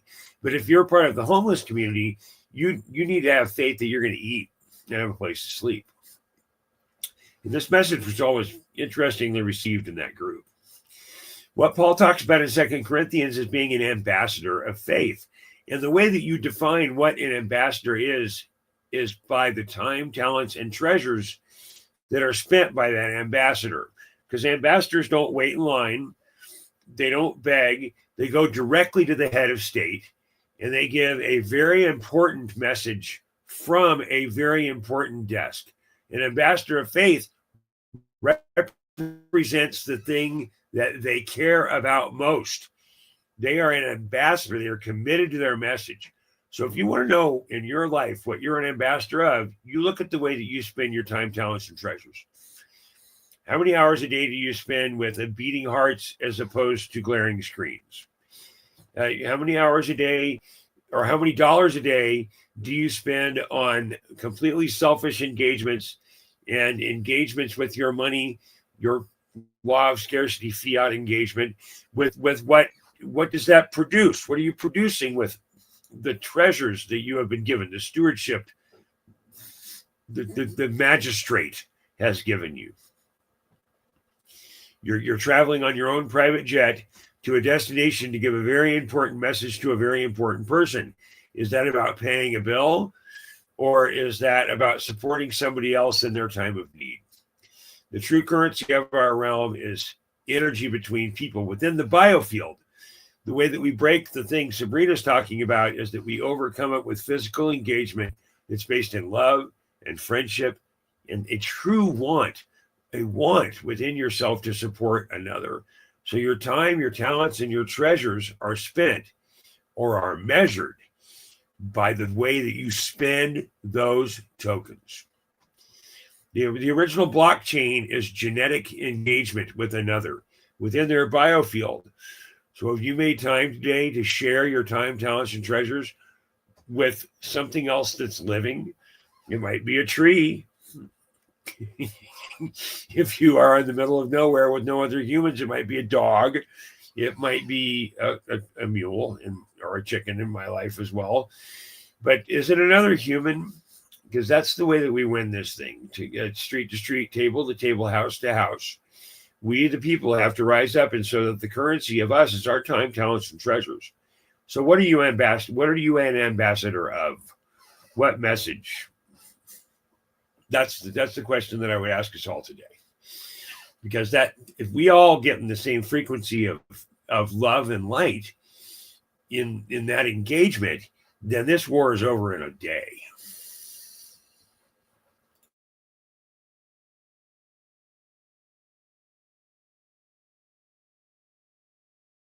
I agree.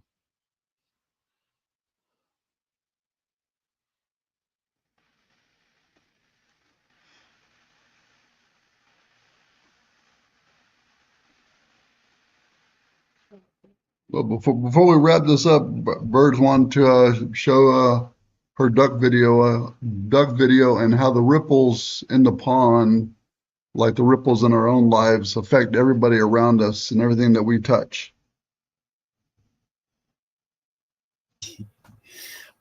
Way to work that as a lead into your wife's video. You are an excellent husband. Appreciate it. Could you say that louder again?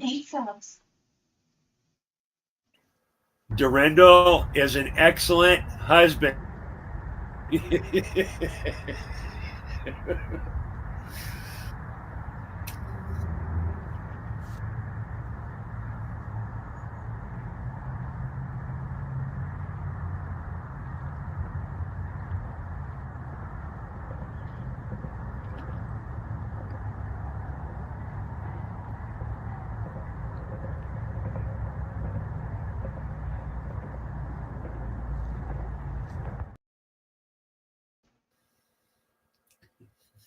You know, every time I hear the term of how things resonate, I think of a quote from the first Gladiator movie when he's talking about the things that we do today echo in eternity, which goes right along with the ripples. Anytime that everything that we touch, everything that we do, and everything like Gan was talking about, how we spend our times, treasures, and talents and treasures.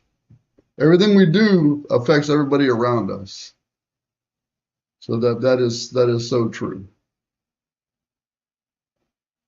I got a duck video.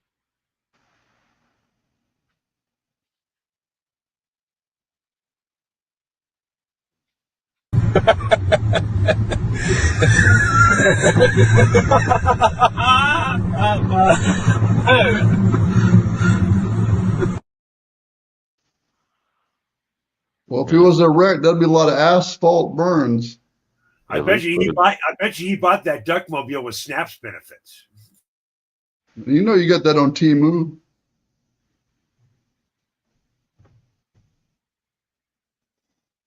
Yeah, I wonder if it's electric. Might be gas powered. Uh-huh. Be a go-kart. What if it's not and he was just going down a hill? Well, you couldn't really see all of his bottom, so maybe it was truly gas driven by, I don't know, would that be Cheetos or Cinnabons?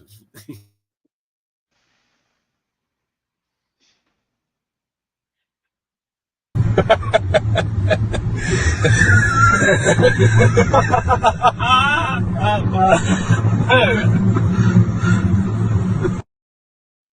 think that's a go-kart or a lawnmower. You know how they do that? They race lawnmowers. I think we just figured out why some men can't see the hole in the toilet. It's got a hell of a which all of the suspension rest of it. blame for.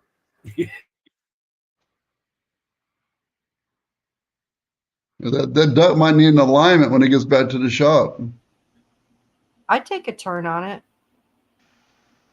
Okay, time to break out the AI videos and get a picture of Nadine on the duck. I would. I totally would. With no helmet. No freaking helmet. I have a mule. I don't need a duckmobile.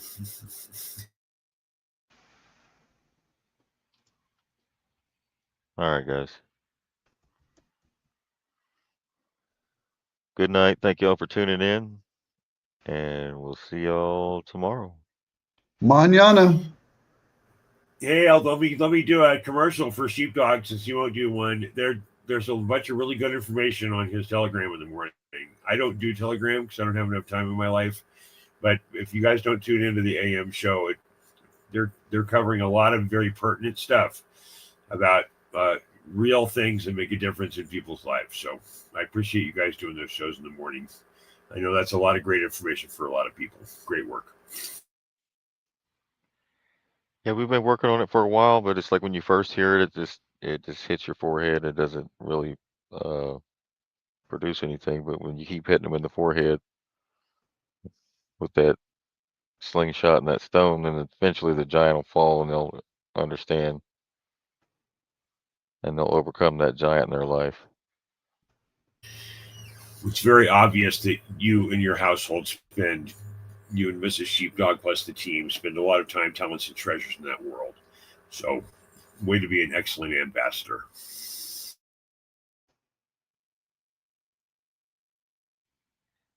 Take us out, dude. Take us out, Sheepdog. Take us home. Who let the dogs out? Who let the dogs out? Who let the dogs out?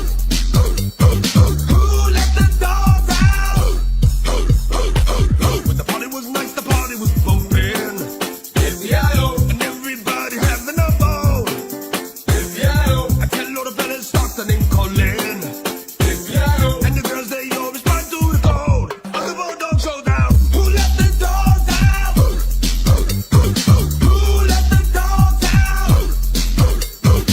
Who let the dogs out? Who let the dogs out?